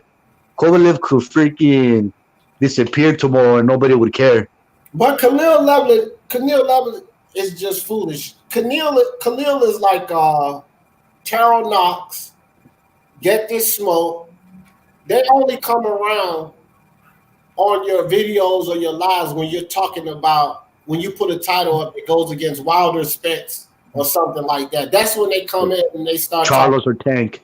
I got videos up, and Jose, you already know this. Teofimo's my man. I got videos up bashing him. Tyson Fury's my man. I got videos up bashing him. Errol Spence, I've been on his ass constantly, and I'm a fan of his. So those dudes don't know what the hell they're talking about. Like, I keep the same energy. It's just I don't, I'm not going to sit there and sugarcoat anything when it comes to Tank Davis or Wilder or nothing like that. But I ain't going to sugarcoat it when it comes to Fury either. I was mad as hell when he started that WWE shit. I was to see my video. I couldn't stand that shit, bro. I'm like, bro, you got a rematch with Wilder coming up. Nobody care about no fucking Braun Strowman. You shouldn't even be bothering with that shit. So I'm going to give my guys flame. And everybody knows I'm a Fury fan. Everybody, when Teofimo start crying about that tall guy bullshit, we not fighting no more tall guys and all of that. I put a video all flame in his ass, bro. You did. Yeah. Everybody knows Teofimo's my boy. So to hell with what Khalil Neblet and Charles Knox and them talk about when they say I don't keep the same energy. I keep the same energy, bro. Yeah, I know you got plenty of receipts. Even with Andy Ruiz, like, he was a fat ass. He didn't take the rematch serious. Right. And he got his ass beat fair and square. And nobody was over here crying, oh, that was a pay to lose. They robbed Andy Ruiz, this and that. No, he lost fair and square. Right. He was a dumb man. He was a dumb one that didn't take it seriously and didn't train like he was supposed to, Yeah, exactly. And remember, way back when, Jose, I know you remember this because this was when I was still on that fool's live and shit. I said this way back then. I said, bro, Andy Ruiz is letting that money take control of him. Joshua is massively focused. I said long time ago Joshua was going to take those belts back. But I was actually for Andy Ruiz because of what he achieved. You know what I mean? But I'm not going to sit there and ride on nobody's fucking coattail if they ain't doing the right shit. I don't care who it is. Spence, Ruiz, Fury, Wilder. You getting that heat if you getting it. If you need it, you getting it. It's coming your way, bro. I don't care what boxer it is. That's boxing. We know we get they get their topics from that community, or the other channels, the LBBBC, whatever. B. So they're trying to tap into that freaking fan base or whatever. Anything they say is like a law. So I already know what it is. That's why I stopped going over there. But at least I hope you didn't condone Spence either. The way he was dancing with a bunch of dudes. All them girls at that club, and he was dancing with some guy. Yeah, but with that, Alistair. He's a married man, though. Yeah, that's why he got a woman though, man. So then it's all right because because a married man, it's all right for him to be dancing with a dude. He won't dancing up on the dude. He was just dancing in the vicinity. But you know, people taking pictures, posting shit. What he supposed to do? Be all up on a woman, and then they post that picture. Then what his wife gonna say? Come on, man. You know how I go. He can't be in there. So he was just around a group of cats and he was dancing and stuff. I ain't look at that as suspect. You know what I look at as suspect? Motherfucking AJ sitting in a fucking hot tub with a bunch of niggas. That's what I look at as suspect. This is suspect. Fucking AJ in a underwear ad with a bunch of niggas, bro. All of them around in their boxes and shit, laughing and joking. All the time I kick it with my homies. We ain't never dancing. I don't know. We're probably different. I kick it with my homies and we ain't in our drawers either, nigga. I kick it with my homies and we ain't sitting in no fucking hot tub together. You know what I'm saying? AJ was. So if you want to ask suspect, that's suspect. Now, I like AJ. I'm not saying he's feminine, but I'm saying if we're going to talk suspect, that's suspect. Not dancing in the vicinity of dudes. Not up on the dude. Not standing in front of him, you know what I'm saying, twerking, and he was in the vicinity of dudes. I don't know, the video I seen, he was pretty close to him. They were within touching distance. Yeah. Don't say you crazy, dog. I mean, I knew it, man. I knew it. I knew there was something going on with AJ. I just didn't know exactly what it was. I knew it. I knew something going on. Hey, man, let me tell you something. I've seen a lot of footage on Anthony Joshua. I ain't seen him with no woman, man.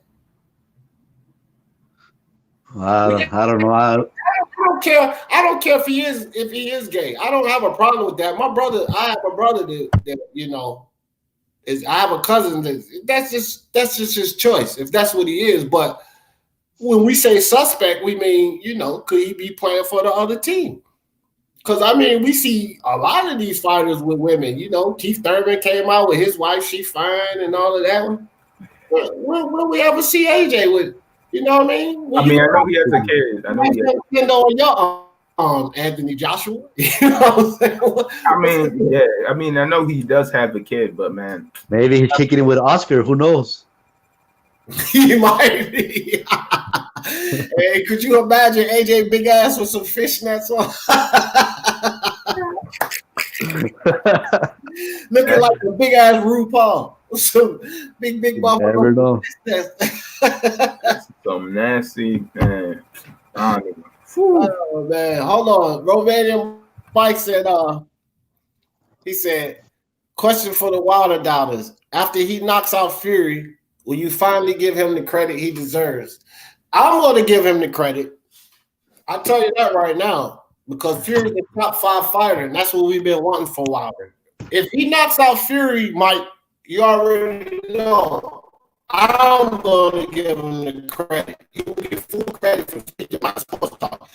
But I can guarantee you, though, Mike, Wilder's still going to catch a lot of hate until he fights AJ. So he'll get credit. But is he unifying, Mike? Is he doing the ultimate? Is he giving the fans? Who do you think the fans want to see him mixing up with more? Or AJ? So he still has to unify. He's still going to be held accountable for a lot of things, Mike. And he still will be scorned by a lot of people. So you might as well get yourself, prepared for that. Just if he does knock out Fury. It's still not enough for Wilder because he has not done enough. Even if he knocks out Fury, he still hasn't done enough. But you can cancel that idea, Mike, because guess what? He ain't knocking out Fury. Did he knock him out the first time, Mike? No. He knocked him down. Now, that's how that goes. Hello, D. I got black friends, excuse me. How am I use that? How the hell am I use that, King? Don't you see my fucking face, nigga? I can't use that excuse. No, sir. But for real, like if Wilder you realize that Tyson Fury is the best heavyweight, right? So if he knocks out Fury, and you're saying who would he be? Who would he be? And he just knocked out the best heavyweight. Does that make Deontay Wilder by far the best heavyweight because he was the one that knocked out the best heavyweight? So I don't know if you do math, but that's some hard math right there. That is some boxing math. That is the pinnacle. Fred Edwards in the building. Okay, Fred Edwards says AJ got a bear gal. All right, wait a minute, Fred. I know the UK, dog. I don't know the lingo. So what the hell does that mean? Break it down to the American term. What is a bear gal? Translate that for me. But if you got a woman, that's what's up, man. You can't go rating. You talking to me? I wasn't giving facts. That was all speculation there, Fred. I'm just saying, listen, when we say, Fred, you got to understand. And if you might not understand the lingo, but when we say suspect, that means we just don't know. So we're not accusing AJ of nothing, Fred. Don't get it twisted. Suspect means it's suspicion. It's kind of a street slang for we got suspicion that this could be going on. So I ain't accusing AJ of nothing. I'm not accusing Spence and nobody of nothing.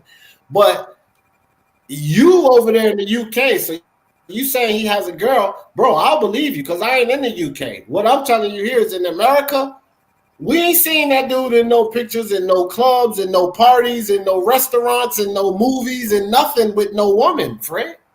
I got to see him with a woman, bro. The only woman I seen the dude with was some lady they said was his sister. Well, that ain't going to cut it. I need to see something else, bro. But you got to understand that guy, he's you know what I'm saying, he's British, so he's going to defend his boy AJ. Okay, so Toby says D AJ keep private life private. AJ fell out with I think it was Stormzy. Stormzy. Who was Stormzy? Oh, Stormzy the big rapper, bro, in the UK. Okay, so AJ took his girl. Okay, all right. That's cool, bro. Like, see, y'all get the inside scoop because y'all over there with him. So yeah, exactly. I mean, that kind of clears some stuff up. Maybe he's not suspect. But just to let y'all know, Fred and Toby, y'all have heard of that thing that they call bi-curious, haven't you? Y'all do know what that means, right? Oh, boy, here we go again. All right, Dang, man, D cuts off once again. But, man, going on Stormzy, man, I did not know that Anthony Joshua took Stormzy, the big rapper from the UK's girlfriend. I just did not know that he did that. That is a big accomplishment right there, man. That's a big accomplishment. Props to AJ. Yeah, somebody, Red Glove told me that when two is on there, you get problems. He said he was having problems. He don't know why StreamYard does that. But but that's cool though, bro. Like if you know if AJ got some females up in there, that's cool, bro. And again, I ain't have no problem if he was gay. If he gay, that's what he decided to be, man. You know what I mean? I just said I ain't seen. I'll make him like the first like gay heavyweight champion. No, it would make him the first one that came out and admitted it. If that was the case, it would make him that. You know what I mean? But yeah. I guarantee you, man, a lot of these celebrities, athletes, they people, bro. Just like the dude down the street that you didn't know was gay, I guarantee it's a bunch of athletes, boxing, UFC, football players that you didn't know was gay. They gay. They gay as hell. It's just life. But fighters though, bro. While you're talking heavyweight champion though, how can the heavyweight? No, I'm not like judging saying like, oh, how you can be, but I'm just saying like, what are the odds though that like a heavyweight world champion would be picking like feminine as hell? You know what I mean? Like, I'm just saying like. All right, so Fred, let me do this for you, Fred.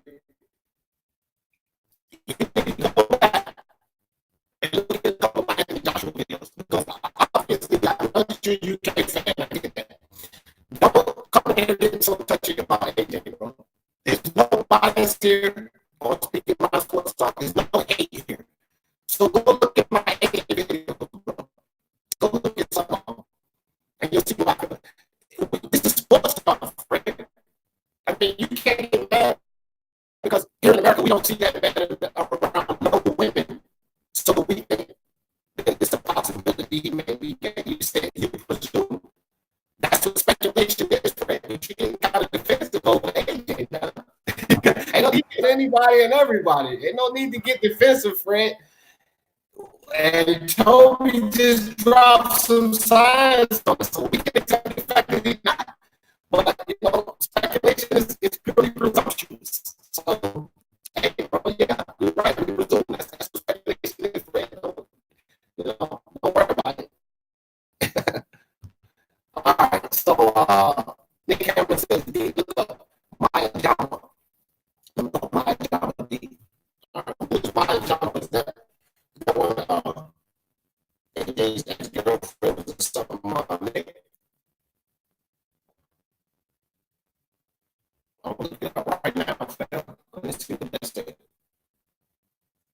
Yeah, I just don't know about it, man. I don't know about it. I knew nothing about AJ and his ex-girlfriend or whatever. Oh, wow, she's hot. Was AJ messing with her?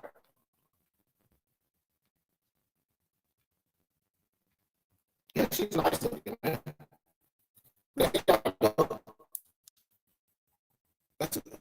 That's why AJ involved with her. And boxing, I don't remember any situation where boxing came out. I don't either. Hell, Michael Sam just came out of football not too long ago. Your audio is going crazy right now, man. You sound like 3 times faster right now. Somebody jump on here, bro. It wasn't right until I had 3 people in the chat. I'll back out. Those again, man. But yeah, so like judging that AJ situation, man, some of these UK fans gotta stop getting emotional, bro. These UK fans get too butthurt about AJ, man, like in their feelings over another man. How can you be in your feeling over another man? Like sometimes they sound like they sleeping with these athletes, but we never know. Yeah, dude. Hey man, that's what's up. Y'all on point though. I saw now everybody Tito, Toledo. How we sounding, bro? But yeah, man. So I don't know, man. I don't really care about any of that. But no, I don't know if any professional boxer. I know it was a basketball player. I can't remember his name. Wait. I can't. I know it was Michael Sanders in the NFL. Then the basketball player, he had a twin. He was gay, but his twin wasn't. He's actually a coach now. What is that dude's name, man? Shit. I can't. I think his last name was Collins or something. But y'all would know who I'm talking about, any basketball fans. But he just came out recently. But it's just something that just don't happen in sports. It's starting to happen more often now, though, because the LGBT community is more accepted. So people are starting to feel more comfortable coming out with it. But just with celebrity status, man, fans are so fickle.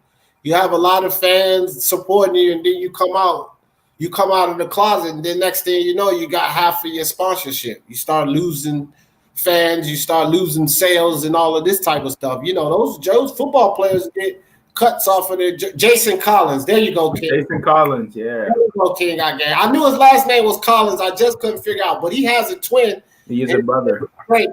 Yeah. But he's not. But he just came out in the NBA, and Michael Sams came out. But I've never heard anybody come out in boxing.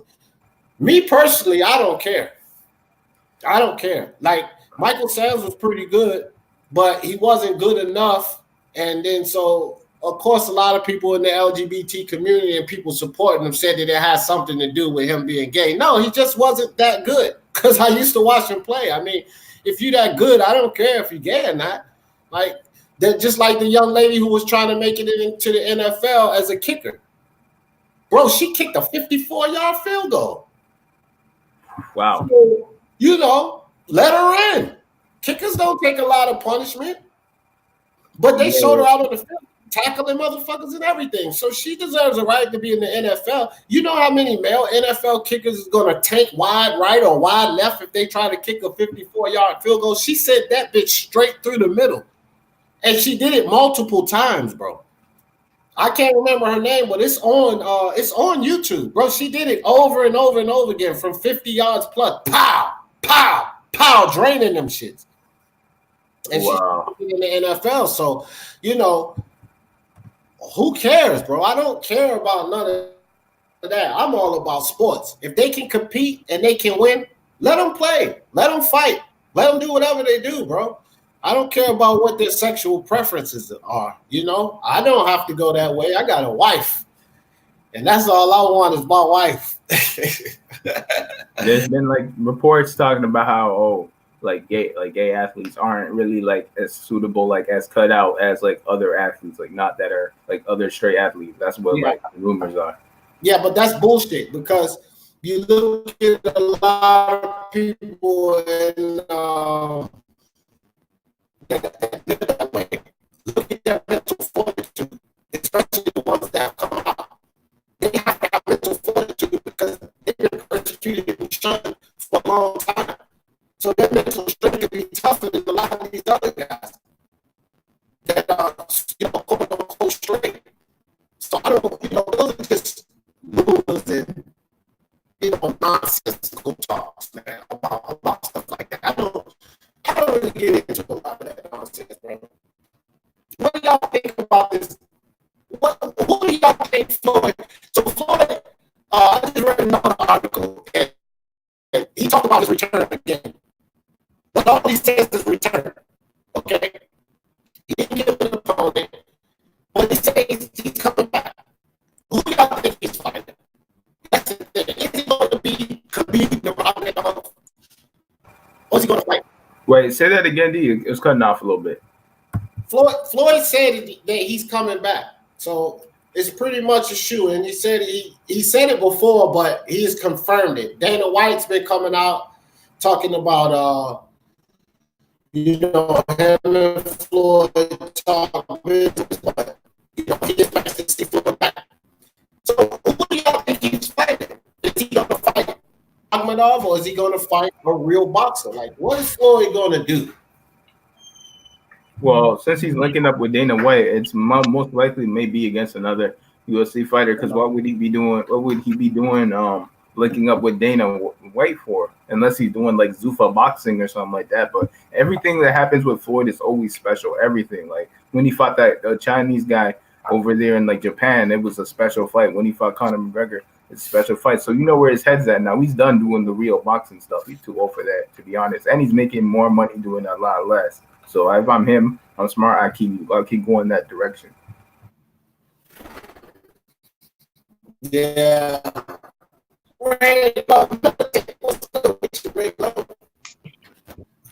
Hey, what up, D? Hey, D, I had joined to see if it'll help with your audio because you was breaking up real bad. And I've noticed on StreamYard, sometimes when it's just you and one other person, it's not just you, it happens to DT3 as well.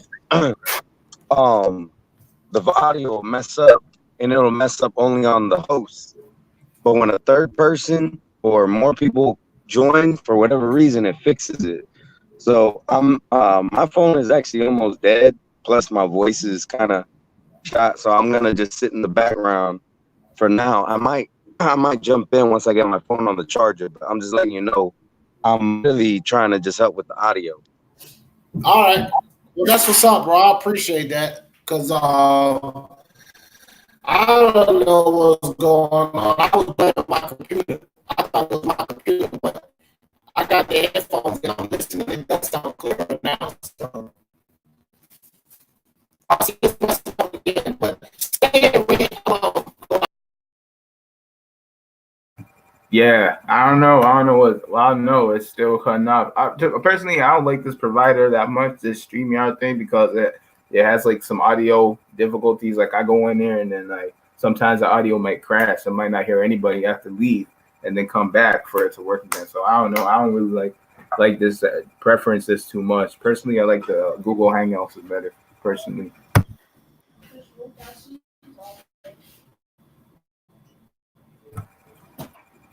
Google Hangouts was sweet, bro. And the Skype deal it's good, but like it's kind of hard to get the Skype to it's API programming on that. I tried to look that up before. Listen, D, it's all about the server. Once you have good connection, but everything's good. But once your server is bad, there's nothing you can do but find a better server. And I think that's the problem with this StreamYard. Is the server isn't very good.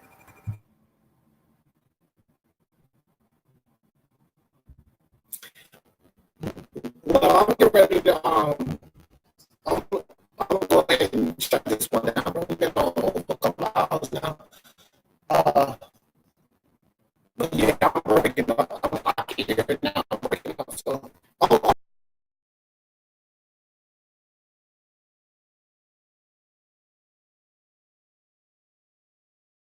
All right, chat. Looks like this is probably the end of the live stream for now. I don't know if he comes back, but it's like the end of the live stream. So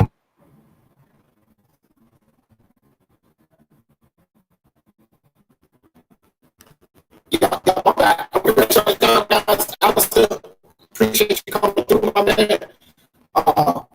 Good luck, everybody in the chat. Appreciate y'all coming through.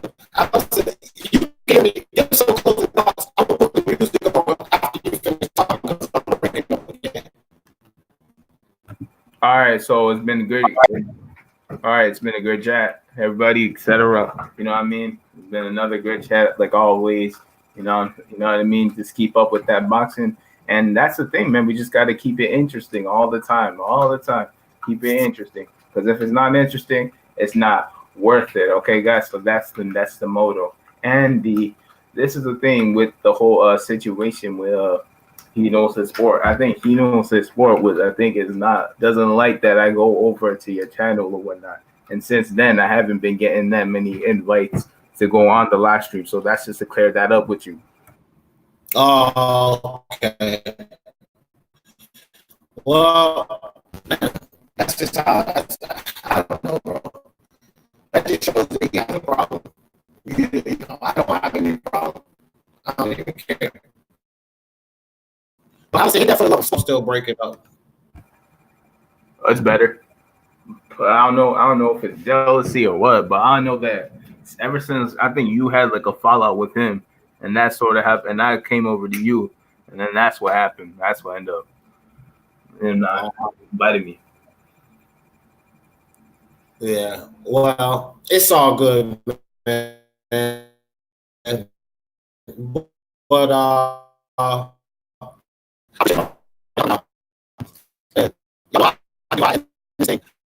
Shit happens, niggas want me to talk about it. They love gossip, bitches want me to talk about it. It's all over the gram, so I'ma talk about it. You heard what happened? Niggas want me to talk about it.